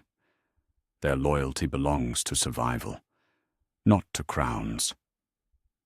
In the throne room, King Joffrey receives reports of the wildfire discovery, with an expression that cycles between fear and terrible possibility. The boy king's blue eyes gleam with the same madness that once drove his grandfather to plot the city's destruction. "Burn them all," he declares suddenly, his voice echoing off the throne room's pillars. "If they want King's Landing, let them have it as ash and bones." The words hit the assembled courtiers like physical blows. Even hardened men who have served the Iron Throne through multiple kings grow pale at the casual way their monarch discusses murdering 300,000 people. "Your Grace," Tyrion interjects quickly, "the wildfire would kill everyone in the city. Our own people, our own family. Better death than surrender to traitors," Joffrey snaps, Longclaw sliding from its sheath with a soft whisper of steel. "I am the king. If I cannot rule this city, no one will." The standoff in the throne room stretches for heartbeats that feel like hours, filled only with the sound of wind through tall windows and the distant crash of catapult stones against the outer walls. Every person present understands that they witness either a bluff that must be called or madness that must be stopped. Tyrion's hand moves to his own weapon, a movement noticed by guards and courtiers alike. The balance of power in the Red Keep suddenly hinges on whether a dwarf can restrain a king, and whether enough men will choose reason over royal authority. "Seize the wildfire caches," Tyrion commands, his voice carrying across the throne room with surprising authority. "Every pot, every jar, lock them away where they cannot be reached." The order hangs in the air like a challenge to royal prerogative. Joffrey's face goes purple with rage, but before he can respond, the sound of splintering wood echoes from the city's outer districts. The first northern rams have broken through the outer walls. News of the breach spreads through King's Landing faster than wildfire itself, carried by running messengers and panicked civilians who flee toward the center of the city. In the outer districts near the King's Gate, northern soldiers pour through gaps in the ancient walls like water through a broken dam. The street fighting begins immediately, as gold cloaks attempt to form defensive lines among the narrow alleys and crowded markets. But these men are city watchmen, not soldiers, and they find themselves facing veterans who learned their craft in the blood-soaked campaigns of the War of the Five Kings. "Fall back to the Sept of Baelor," commands a sergeant, whose golden cloak is already stained with blood from a scalp wound. "Make them fight for every street." But the retreat quickly becomes a rout, as northern cavalry appears on flanks that should have been secure. Local smallfolk, bought with northern gold or simply eager to see the current regime fall, guide Stark soldiers through hidden passages and forgotten alleys that bypass the hastily constructed barricades. In the Red Keep, Cersei Lannister receives reports of the breakthrough with the cold calculation of a woman who has always understood power's true nature. The Queen Mother sits in her solar surrounded by a small collection of personal treasures, including a crystal vial filled with clear liquid that promises an end to pain. "How long?" she asks Qyburn, the disgraced maester who serves her personal needs. "The outer districts will fall within hours," he replies with clinical detachment. "The middle city might hold until tomorrow. After that?" He shrugs meaningfully. Cersei uncorks the vial and inhales its faintly sweet scent. "The tears of Lys will bring a gentler death than anything the young wolf might provide, and it will deny her enemies the satisfaction of dragging her before their justice." "And Tommen?" "Safe in Dorne, Your Grace. Prince Doran's protection extends to all Baratheon children, regardless of their true parentage." The irony tastes bitter as wine. Her youngest son will live, but only under the protection of enemies who understand statecraft better than the family that raised her. In the end, the Game of Thrones comes down to who best protects the pieces that matter most. In the northern assault, Grey Wind appears among the street fighters like a living nightmare from old Nan's stories. The great direwolf moves through the narrow alleys with predatory grace, his massive bulk driving gold cloaks to panic as they realize they face more than human enemies. "It's the size of a horse," one terrified watchman reports to his sergeant. "And its eyes, Seven save us, its eyes burn like coals." The psychological impact spreads faster than the physical advance, as word of the direwolf's presence reaches every corner of the fighting. Men who might have stood firm against human enemies break and run when faced with supernatural predators that seem immune to normal weapons. Back at the breach in the outer walls, Robb leads his personal guard through the gap as northern banners rise above captured battlements. Everything he has known, everything his family has built, crumbles beneath the advance of an army that fights for justice rather than gold. "It's almost beautiful," he murmurs to Bronn, who stands beside him on the battlements. "The precision of it. They're not sacking the city. They're conquering it." "Professional work," Bronn agrees. "Your nephew should have listened to your terms yesterday."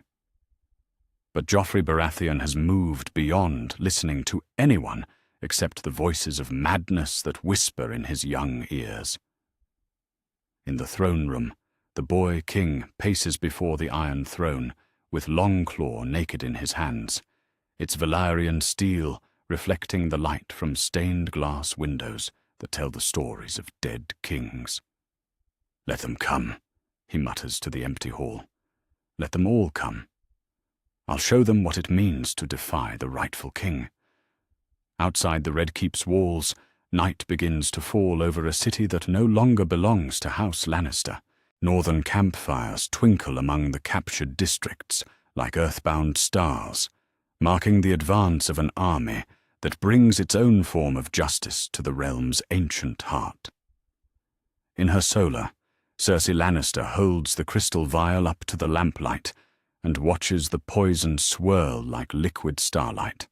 Tomorrow will bring choices that no mother should have to make. But tonight still holds the illusion of control over her own destiny. The siege of King's Landing enters its final phase as wolves gather at the gates of power itself, and the Game of Thrones prepares to crown a new king among the ashes of the old. The final assault begins with the sound of 1,000 war horns echoing off King's Landing's ancient walls. From the breach at the King's Gate, northern soldiers pour into the city like a steel tide, their disciplined ranks cutting through the confused remnants of the city watch with surgical precision. Grey Wind leads the charge, his massive form bounding through the shattered gatehouse with preternatural grace. The great direwolf's amber eyes burn with predatory fire as he crashes into the hastily formed defensive line beyond the breach. Gold cloaks scatter like leaves before a hurricane, their courage evaporating at the sight of 6 feet of supernatural predator in their midst.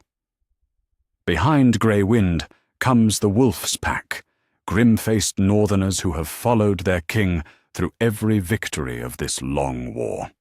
These men know their craft, and they practice it with the methodical efficiency of professionals who understand that cities are taken through discipline rather than fury. "The Sept! Secure the Sept!" Edmure Tully shouts over the clash of steel, his red and blue banners streaming as Riverland's cavalry charges through the widening breach. The Great Sept's marble steps become a rallying point for both sides, as gold cloaks attempt to form a final defensive line before the realm's most sacred building. But the northern advance proves unstoppable. Sir Wendell Manderley leads his heavy infantry in a wedge formation that splits the defending line like an axe splits wood. Northern archers on the captured walls provide covering fire that keeps Lannister reinforcements at bay, while the main assault consolidates its gains.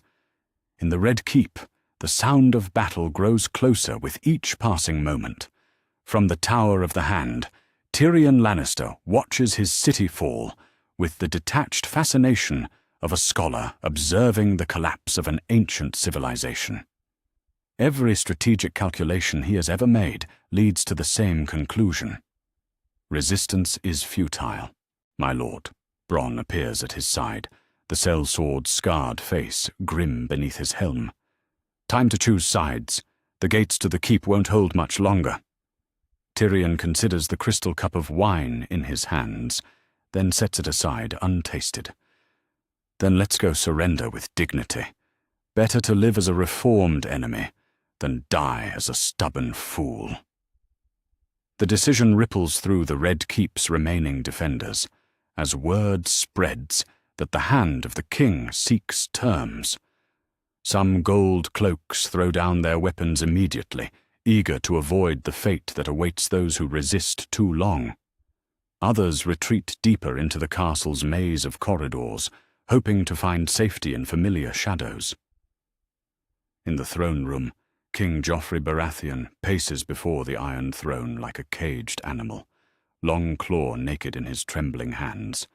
The boy king's blue eyes hold the wild gleam of cornered prey, and spittle flecks his lips as he rants at the handful of Kingsguard who remain at their posts. "They think they can take my throne!"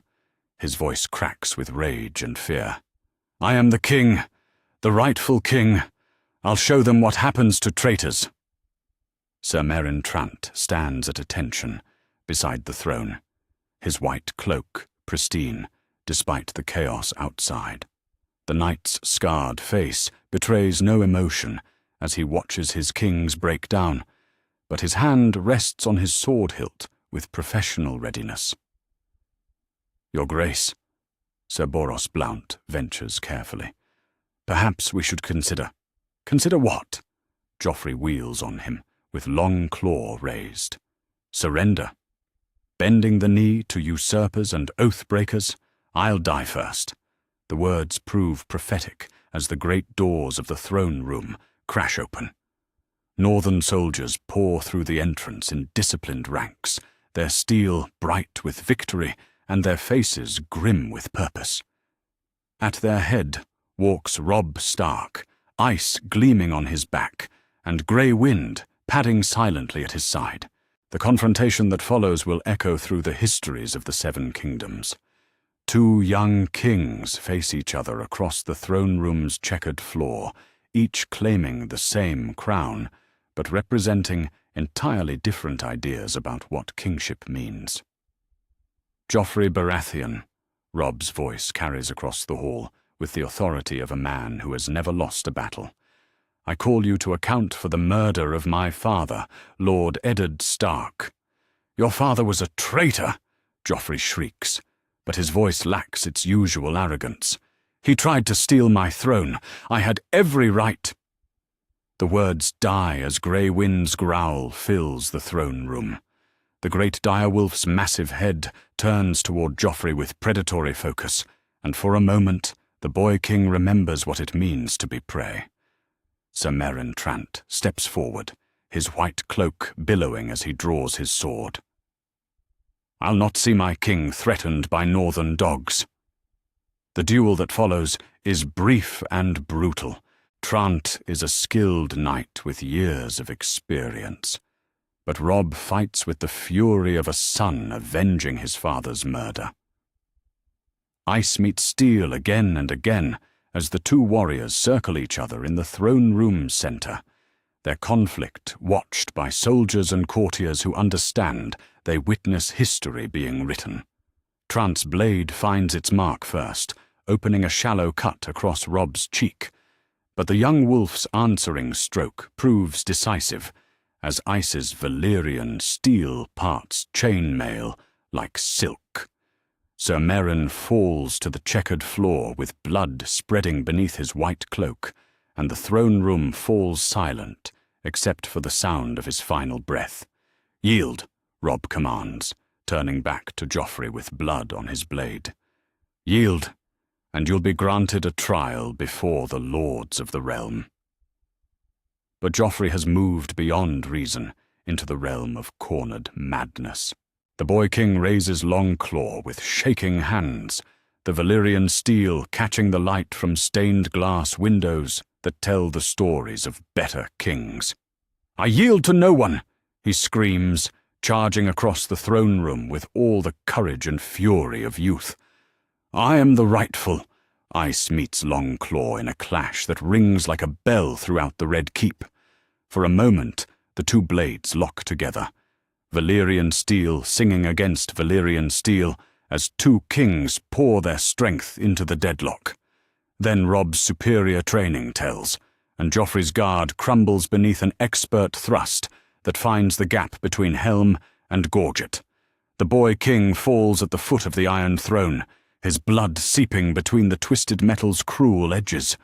His blue eyes, stare sightlessly at the ceiling, where painted dragons look down at yet another failed dynasty. "The king is dead," Robb announces to the silent throne room. His voice carries no triumph, only the weary satisfaction of a duty finally completed. Long live justice.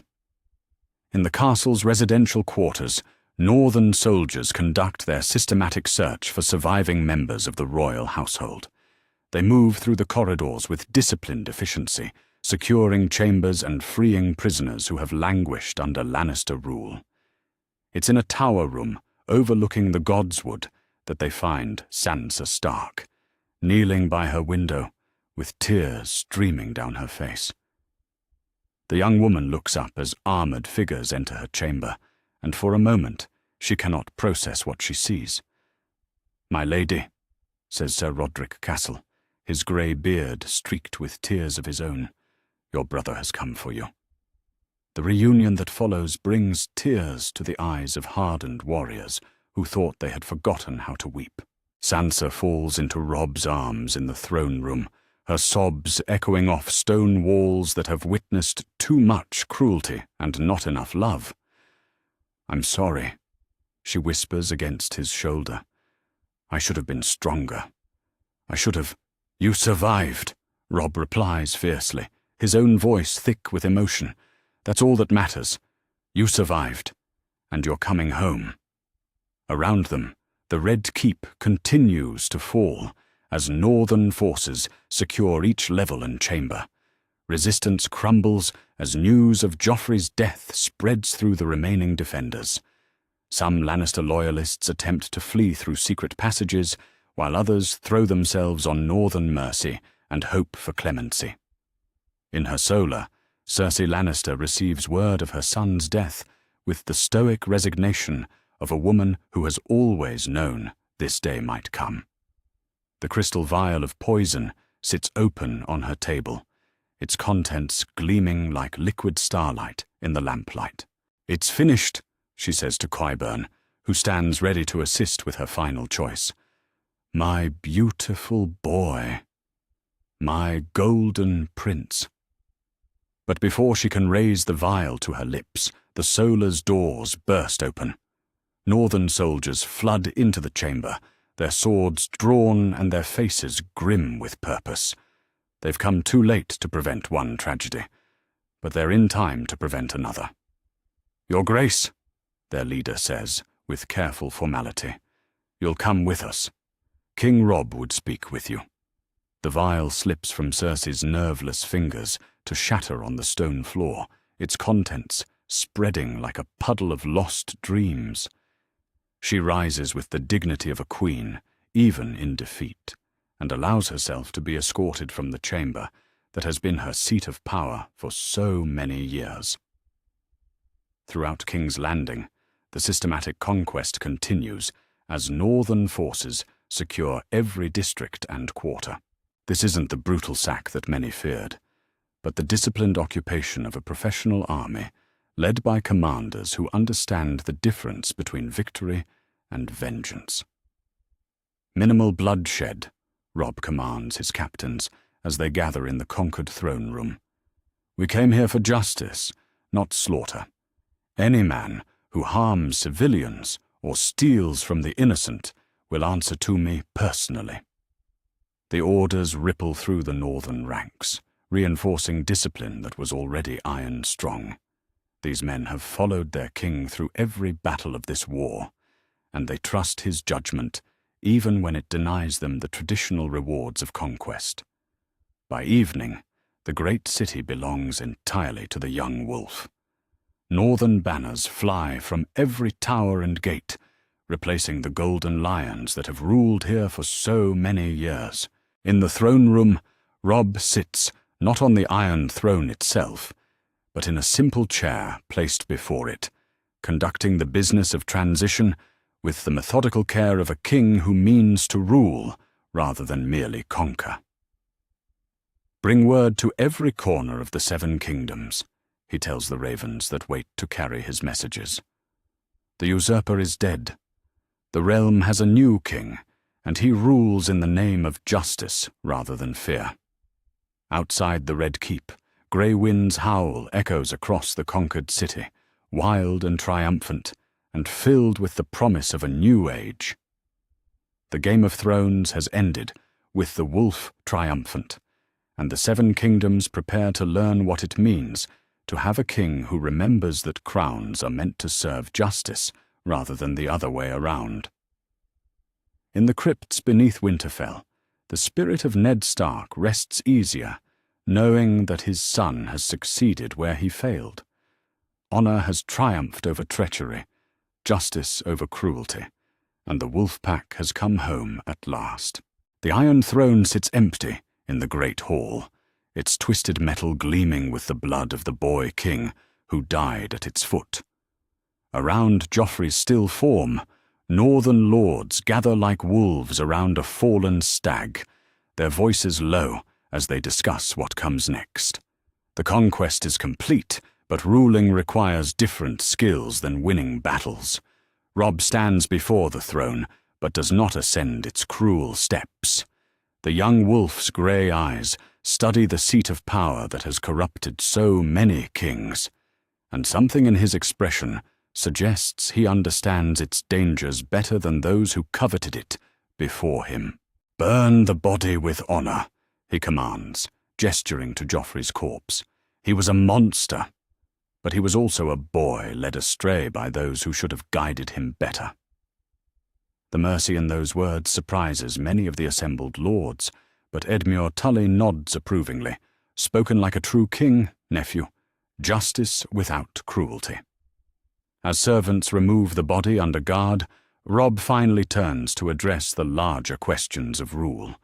The great hall fills with northern and river lords, captured Lannister courtiers, and the surviving members of the small council who await their fate with barely concealed terror. "Bring Cersei Lannister," Robb commands. "And Lord Tyrion, this kingdom has been ruled by lies for too long.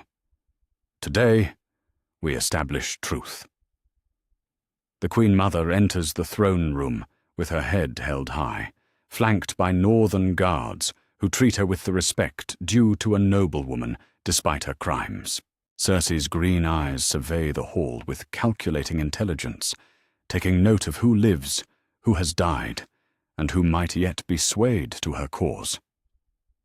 "Your Grace," she says with perfect courtesy, inclining her head to Robb with the grace of a woman born to courts and politics. "I congratulate you on your victory. It was impressively achieved." "Lady Cersei," Robb replies, using her maiden name deliberately, "you stand accused of conspiracy to murder my father, of incest with your brother, and of placing bastards on the Iron Throne. How do you answer these charges?" The silence that follows could be cut with a blade.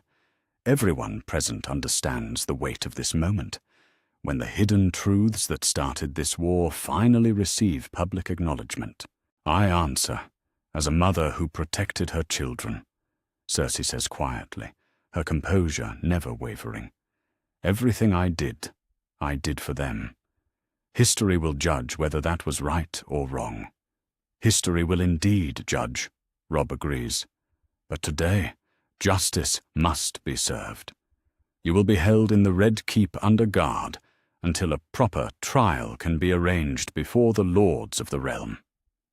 The sentence is more merciful than many expected, but it satisfies the demands of both justice and pragmatism. Cersei inclines her head again, accepting her fate with the dignity of a woman who always knew this day might come. Tyrion enters next, his chains removed, but his freedom clearly conditional on Robb's mercy.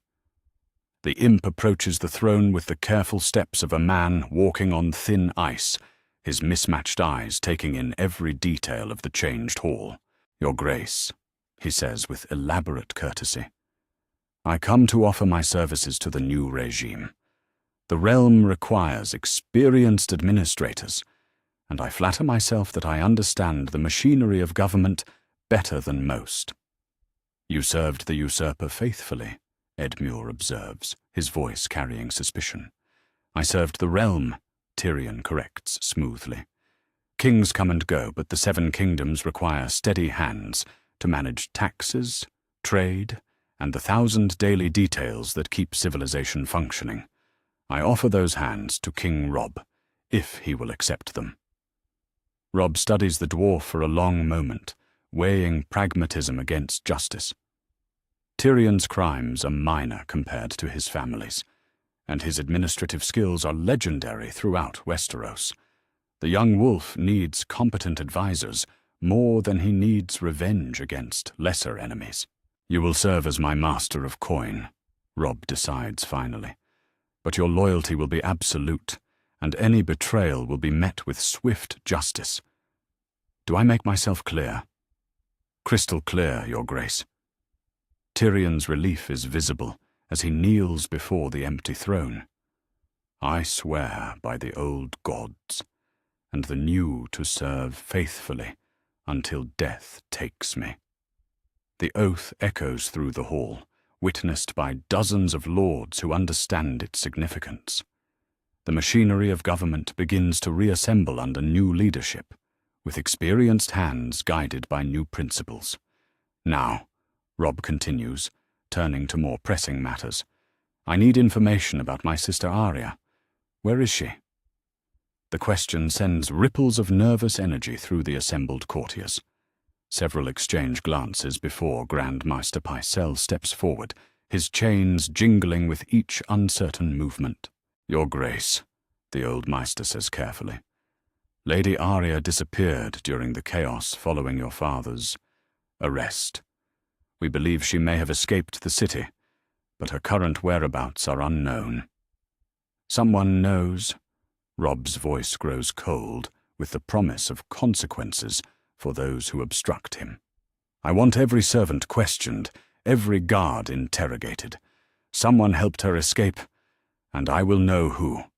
The search begins immediately, as northern soldiers spread through the Red Keep, questioning everyone who might have information about the missing Stark daughter. In the kitchens, a fat baker's boy named Hot Pie shifts nervously as stern-faced knights ask about a girl with dark hair and grey eyes. There was a boy, he finally admits, his voice barely above a whisper. Called himself Arry. But she looked like she might have been highborn.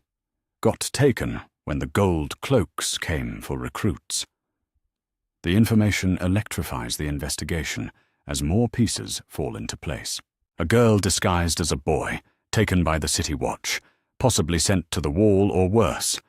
The trail grows cold quickly, but it's more than they had before. She's alive, Robb tells Sansa when they meet privately in what were once Cersei's chambers. Arya's alive, and we'll find her. Sansa nods, tears streaming down her cheeks as she clings to hope that has seemed impossible for so long. She's strong, she whispers, stronger than me. If anyone could survive. You both survived, Robb corrects gently, and now you're safe. Both of you are coming home. The business of ruling continues throughout the day, as Robb establishes his authority over the mechanisms of royal power. The royal treasury reveals itself to be nearly empty, bled dry by years of war and Lannister extravagance. The crown's debts stretch from the Iron Bank of Braavos to petty merchants in King's Landing's markets. 47 million gold dragons, Tyrion reports grimly as he reviews the ledgers. Owed to creditors throughout Essos and Westeros. Your predecessor was fiscally irresponsible. Then we'll be responsible, Robb replies. Honor our debts, rebuild our credit. A kingdom that cannot pay its bills cannot long survive. The pronouncement marks a new approach to royal governance, one that prioritizes long-term stability over short-term gain. Around the great table in the Hand Solar, northern lords and remaining southern advisors work together to craft policies that will serve justice rather than mere power. As evening falls over King's Landing, Robb finally ascends the steps of the Iron Throne. The twisted metal feels cold beneath his hands as he settles onto the seat that has been the dream and doom of so many kings. But unlike those who came before, he sits with reluctance rather than eagerness. "Hear me," his voice carries across the throne room, reaching every corner where courtiers and petitioners wait. "I am Robb of House Stark, the first of his name, King of the Andals, the Rhoynar, and the first men, Lord of the Seven Kingdoms, and Protector of the Realm." The ancient formula of royal titles feels strange on his lips, but he speaks them with the authority earned through victory in battle and justice in peace. "By royal decree," he continues, "I hereby pardon all who served the previous regime in good faith, provided they swear loyalty to this crown and renounce all claims to rebellion. The war is over. The realm will have peace." The proclamation spreads through the capital like wildfire, carried by ravens to every corner of Westeros. In castles from Winterfell to Sunspear, lords receive word that the War of the Five Kings has ended with northern victory and royal clemency for the defeated. Furthermore, Robb's voice grows stronger as he continues his first royal commands. "I establish a commission to investigate all claims of injustice under the previous regime. Those wrongly imprisoned will be freed. Those whose lands were seized unjustly will have them restored. The crown will not profit from cruelty." The words echo through histories that will be written centuries hence, marking the beginning of a reign built on different principles than those that came before. Justice over power, honor over gold, the pack over the self. Grey wind pads into the throne room as Robb speaks, the great dire wolf's amber eyes surveying the assembled court with predatory intelligence. The wolf's presence reminds everyone present that this king rules not only through right of conquest, but through bonds that transcend human understanding. "Let it be known throughout the realm," Robb concludes, his voice carrying the weight of crown and cause, "that House Stark has returned to right the wrongs of the past and build a better future for all who call Westeros home." The great hall erupts in cheers from northern lords and cautious applause from southern survivors. For the first time in years, King's Landing echoes with sounds of hope rather than fear. In the royal solar that night, Robb sits with his closest advisors and plans the great work of reconstruction. Maps cover every surface, showing trade routes to be restored, castles to be rebuilt, and alliances to be forged. The conquest was only the beginning. Ruling will be the true test of his kingship. "Your father would be proud," Catelyn tells him, as they walk through the Godswood that overlooks Blackwater Bay. "You've won justice for his memory." "Justice for him," Robb agrees, looking out over the city that now flies the grey direwolf alongside the crowned stag.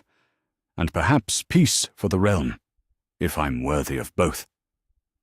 Above them, grey winds howl echoes across the capital, wild and free and full of promise for the age to come. The Game of Thrones has ended, with the wolves triumphant, and the Seven Kingdoms prepare to learn what it means to have kings who remember that crowns are meant to serve rather than be served. The last of the Dragon Kings has fallen, and in their place rises something new. A dynasty built not on fear and fire, but on the ancient bonds of family, honor, and the promise that justice will always answer injustice, no matter how long the reckoning takes to arrive. In the crypts beneath Winterfell, the spirits of Stark ancestors rest easier, knowing that their bloodline has reclaimed its rightful place in the world. The wheel has turned, and winter has come at last to the enemies of the north. The Sept of Baelor rises like a marble mountain above King's Landing's crowded streets, its 7 crystal domes catching the morning light as the greatest lords of Westeros gather for a ceremony that will reshape the realm. Inside the sacred walls, northern banners hang beside the rainbow banners of the faith, symbolizing the union of old gods and new under Stark rule. Robb stands at the sept's heart, clad in a doublet of grey silk, marked with the running dire wolf of his house. Ice rests across his back, the Valyrian steel blade gleaming like captured starlight in the coloured light that streams through stained glass windows. At his side, Grey Wind sits with the patience of a predator that knows its prey cannot escape. Will you solemnly promise and swear to govern the people of the Seven Kingdoms according to their respective laws and customs? The High Septon's voice carries across the marble floor, reaching every corner where lords and ladies witness the making of a king. I solemnly promise so to do, Robb replies, his voice steady despite the weight of what those words mean. Around him, the assembled nobility holds its collective breath as history pivots on the words of a 19-year-old who never sought a crown. The ceremony proceeds with ancient ritual and modern necessity.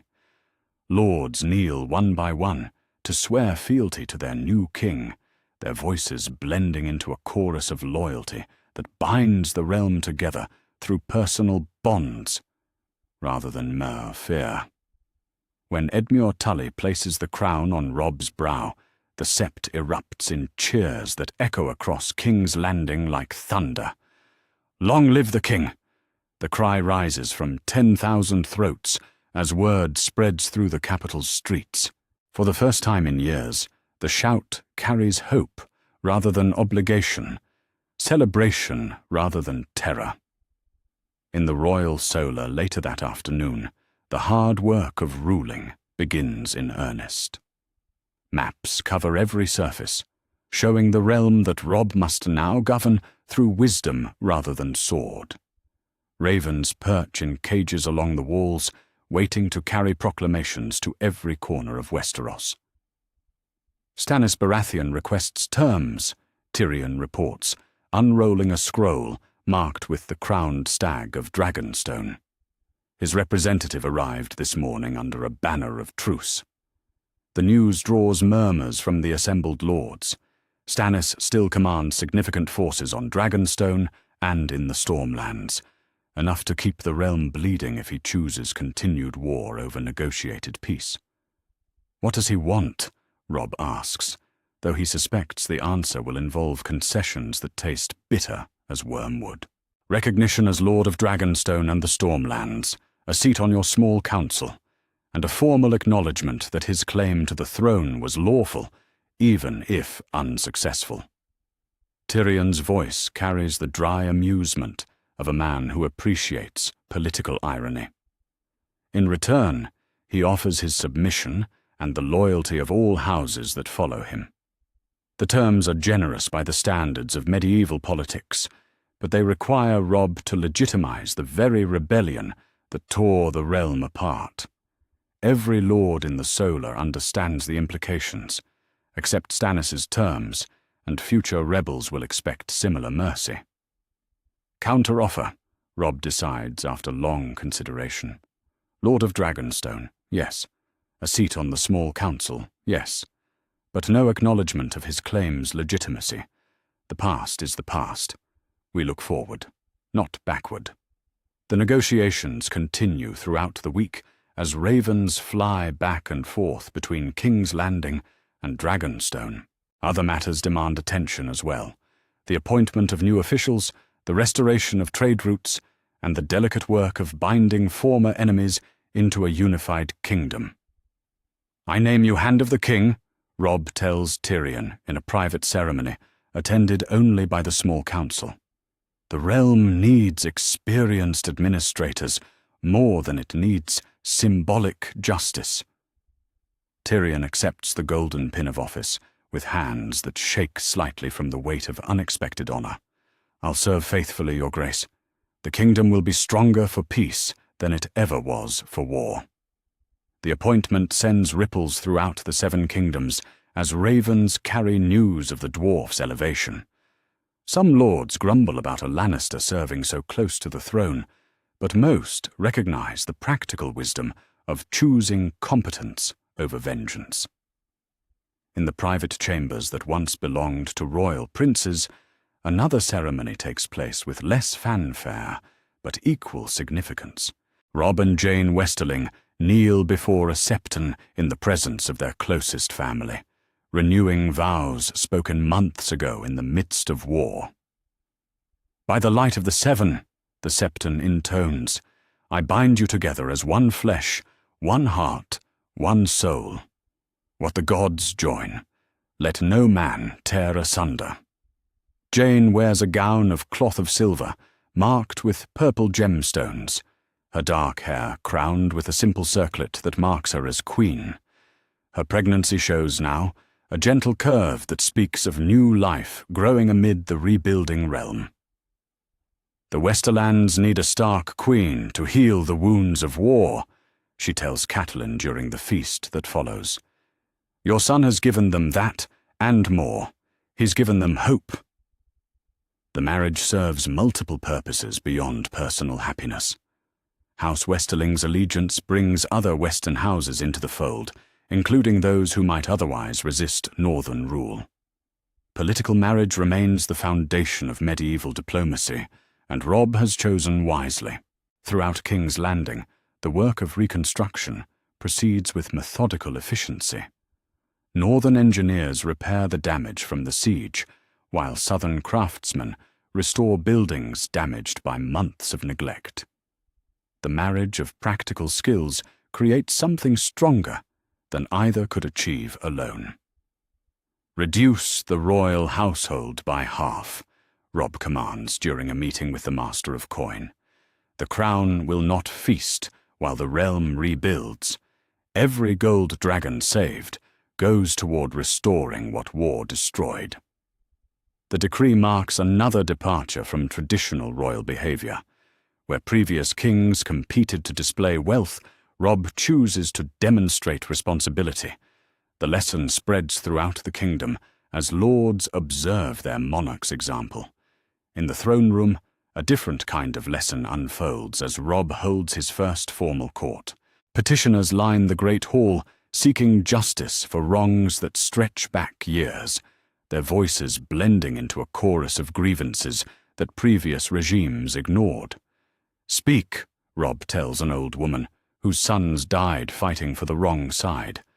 "Your king listens." The simple phrase transforms the court from a display of power into an instrument of justice. Hour by hour, case by case, Robb demonstrates that crowns exist to serve subjects rather than the other way around. "Letters to all the great houses," he tells his scribes as evening falls. "House Stark rules by right of conquest, but we seek to govern by consent. Any lord who swears loyalty will find his lands and titles confirmed. Any who choose rebellion will face the consequences." The messages spread across Westeros like ripples in a pond, carrying both promise and warning. In the north, lords receive confirmation of their elevated status as subjects of a kingdom rather than an independent realm. In the south, nervous houses weigh the benefits of submission against the risks of continued resistance. "House Tyrell seeks audience," a herald announces during the evening meal. "Lord Mace comes with a great retinue, Your Grace."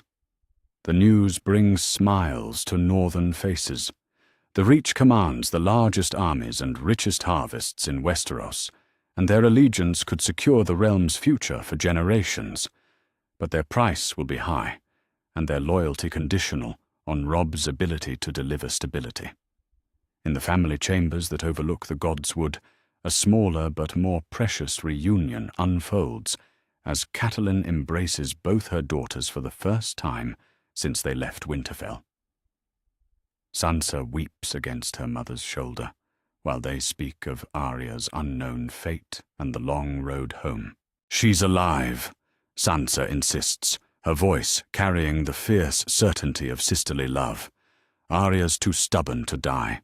She's out there somewhere, waiting for us to find her."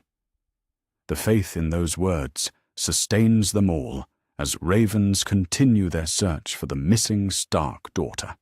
Every castle and holdfast receives descriptions. Every travelling merchant carries inquiries. Every ship's captain knows to watch for a girl with grey eyes and a northern accent. "We'll bring her home," Catelyn promises, holding both daughters close. "Whatever it takes, however long it takes, we'll bring our family back together." The restoration proceeds on multiple fronts, as Robb's government establishes itself through competence rather than terror. Trade routes reopen as merchants discover they can travel safely again. Scholars return to King's Landing's libraries as learning replaces fear. Farmers plant crops, knowing they can harvest them without raiders burning their fields. The kingdom bleeds gold, but it gains hope, Tyrion reports during a small council meeting. Every septary speaks of the just king who listens to his people. Every market tells stories of fair dealing and honest waits. The transformation spreads beyond King's Landing as Robb's policies take root throughout the realm. Justice replaces arbitrary rule, mercy tempers necessary punishment, and the ancient bonds between lord and subject grow strong again through mutual respect. In the godswood that overlooks Blackwater Bay, Grey Wind hunts rabbits among the ancient trees, while his master contemplates the weight of crowns. The great dire wolf's presence reminds everyone that this king's power rests on more than human ambition. It grows from bonds that predate civilization itself. "Your father would be proud," Maester Luwin tells Robb as they walk among the heart trees. The old man travelled south to serve his king, bringing wisdom earned through decades of faithful service to House Stark. "Would he?" Robb's voice carries the uncertainty of youth, confronting impossible responsibility. "I've won a throne through blood and iron." He believed in honor above all else. "Honor without power serves no one," Luwin replies gently. "But power without honor serves only itself. You've found the balance he sought his entire life." The words comfort and challenge in equal measure as Robb faces the endless task of ruling justly in an unjust world. Every decision ripples through millions of lives. Every choice shapes the future that his children will inherit. As night falls over the capital, Grey Wind's howl echoes across the 7 hills of King's Landing. The sound speaks of pack bonds and ancient loyalties, of wolves that remember their territory and defend it against all threats. Under Stark rule, the realm prepares to remember what it means when kings serve justice rather than demanding its service. In the royal chambers, Jane places her husband's hand on the growing curve of her belly, feeling the flutter of new life that will carry Stark blood into the future. The child moves beneath his palm, strong and restless as his father, eager to enter a world where wolves run free and winter winds carry the promise of spring. 6 months have passed since the wolf banners first flew over King's Landing's walls, and the 7 kingdoms breathe easier under Stark rule. From the wall to dawn, ravens carry news of harvests gathered in peace, trade routes secured against bandits, and justice dispensed with mercy rather than cruelty. In the Red Keep's great hall, King Robb holds court with the patient attention of a ruler who understands that crowns exist to serve rather than be served. Before him stands a merchant from Lannisport, his weathered face creased with gratitude as he reports the restoration of commerce throughout the Westerlands. "The roads are safe again, Your Grace," the man says, clutching his cap in nervous hands. "My caravans reach King's Landing without fear of raiders or corrupt tax collectors. Trade flourishes as it hasn't since before the wars began." The report brings quiet satisfaction to the assembled court. 6 months of steady governance have restored confidence throughout the realm, proving that victory in battle means nothing without wisdom in peace. Northern lords nod approvingly, while southern survivors of the old regime recognize the benefits of stability over chaos. At the high table, Queen Jane sits with their newborn son cradled in her arms. Prince Eddard Stark, named for his grandfather, sleeps peacefully despite the noise of court business. The child's presence symbolizes hope for a dynasty built on different principles than those that came before. "Reports from the Westerlands, Your Grace," Tyrion announces, approaching the throne with scrolls marked in his precise script. "Lord Tywin's final stronghold at Lannisport has fallen. The siege ended when the garrison opened the gates rather than face starvation." The news marks the true end of Lannister power in their ancestral homeland. For 3 months, Tywin had held the port city with the last remnants of his shattered army, hoping that time might turn the tide in his favor. Instead, northern patience and southern pragmatism combined to end his resistance without unnecessary bloodshed. "And Lord Tywin himself?" Robb asks, though he suspects the answer will disappoint those who hunger for dramatic justice. "Dead by his own hand rather than face capture," Tyrion reports, with the complicated grief of a son who loved a father despite his crimes. He left a letter acknowledging defeat and asking mercy for his remaining followers. Even in death, the old lion understood the mathematics of power. His suicide denied his enemies the satisfaction of public execution, while securing clemency for those who served him faithfully. The final gesture carries the cold calculation that defined his entire life. "Grant the mercy he requested," Robb commands, his voice carrying across the throne room. "The war is over. We look forward, not back." The decision reinforces the principles that have guided his reign from the beginning. Justice without vengeance, strength without cruelty, power exercised for protection rather than domination.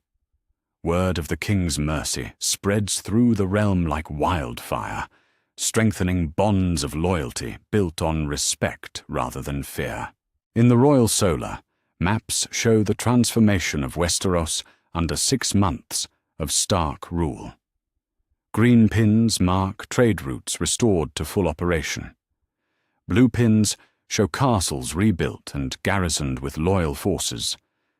Gold pins mark alliance agreements, signed with former enemies who chose cooperation over continued resistance.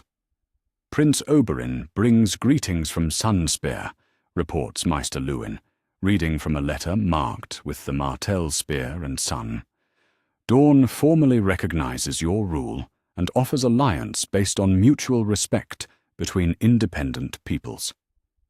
The agreement represents a diplomatic triumph that previous dynasties achieved only through conquest or marriage. Dawn's fierce independence bends to no foreign king, but they respect strength that protects rather than oppresses. Prince Oberyn's letter speaks of shared values rather than imposed submission. Similar letters arrive from every corner of the realm as great houses align themselves with the new order.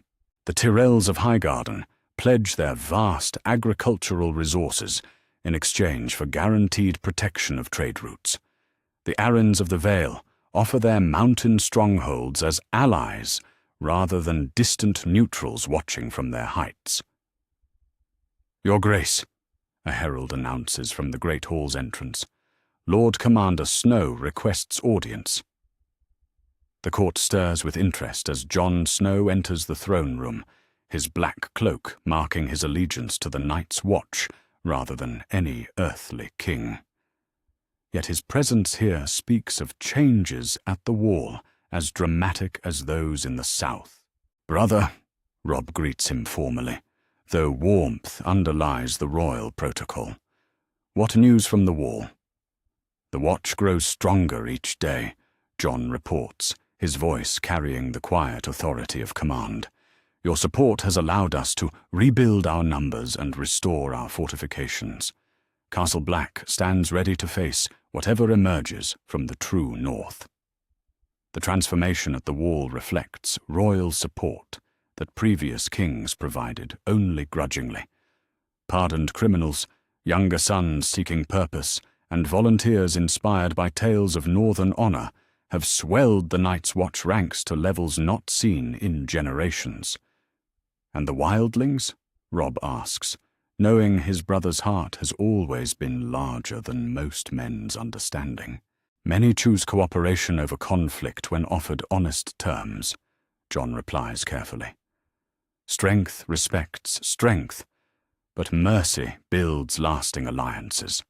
The wall guards the realm more effectively when it stands for something worth protecting. In the Queen's chambers, a different kind of reunion unfolds as the Stark family gathers around the cradle of the newest member. Sansa holds her nephew with the gentle care of an aunt who has learned to value family bonds above all earthly treasures. He has father's eyes, she observes, studying the infant's solemn expression, and mother's stubborn chin.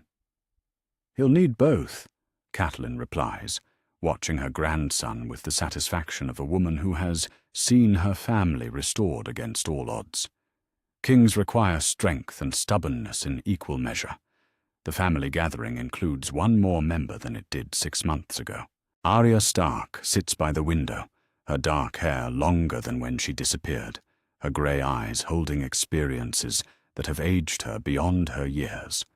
The story of her discovery fills several chapters in the annals of northern perseverance, tracked through 3 kingdoms, ransomed from mercenaries, and brought home through patience rather than force. "Tell me again about your training," Sansa asks her sister, still amazed by the transformation of the girl who once despised lessons in ladylike behavior. "Diplomacy through strength," Arya recites with a slight smile. "Know when to fight and when to negotiate, but always be prepared for both. Master Qyburn says I have natural talent for reading people's intentions." The young woman who once dreamed only of swords now studies languages, customs, and the subtle arts of persuasion that complement martial skills. Robb's court has created a new model of noble education, one that prepares his family for leadership in a changed world. In the Godswood that overlooks Blackwater Bay, Grey Wind watches his mate tend to 3 cubs that tumble through the fallen leaves like living shadows. The great direwolf's legacy extends beyond symbolic representation to actual dynasty, as pack bonds strengthen the supernatural foundation of Stark rule. The cubs carry their father's intelligence and their mother's fierce protectiveness, promising that future generations of Starks will enjoy the same mystical connections that have served the family since the Age of Heroes. Their presence transforms the Red Keep's Godswood from a mere garden into a living symbol of the old ways thriving in new times. "They'll need names soon," Robb tells Grey Wind as they walk among the ancient trees. Something fitting for wolves born in the heart of the realm. The direwolf's rumbling response might be agreement or simply acknowledgement, but the bond between them carries understanding that transcends words. These cubs will grow alongside human children, binding the next generation of Starks to their mystical heritage. Throughout the 7 kingdoms, the influence of northern culture spreads like spring following winter. In southern courts, honor becomes fashionable again, as lords discover that keeping their word brings prosperity rather than weakness. In merchant guilds, fair dealing replaces corruption as the standard for success. The Faith reports increased attendance at services dedicated to justice. The High Septon tells Robb during their monthly meeting. The people seek connection to principles larger than themselves. The spiritual renewal reflects political transformation, as subjects discover they can trust their government to protect rather than exploit them. Northern values of loyalty, honor, and family responsibility take root in southern soil, growing stronger with each season of peace. In the small council chamber, Tyrion presents reports that would have seemed impossible 6 months ago. The royal treasury shows surplus rather than deficit, as honest taxation replaces corruption. Trade revenues climb steadily as merchants invest in long-term enterprises rather than quick profits before the next war. "We can afford to reduce taxes next year," he announces to smiles around the table. "Prosperity shared creates more wealth than prosperity hoarded." The economic philosophy matches the political one: strength through cooperation rather than domination. Every policy decision reflects the understanding that kingdoms prosper when their people flourish, not when their rulers accumulate power at their subjects' expense.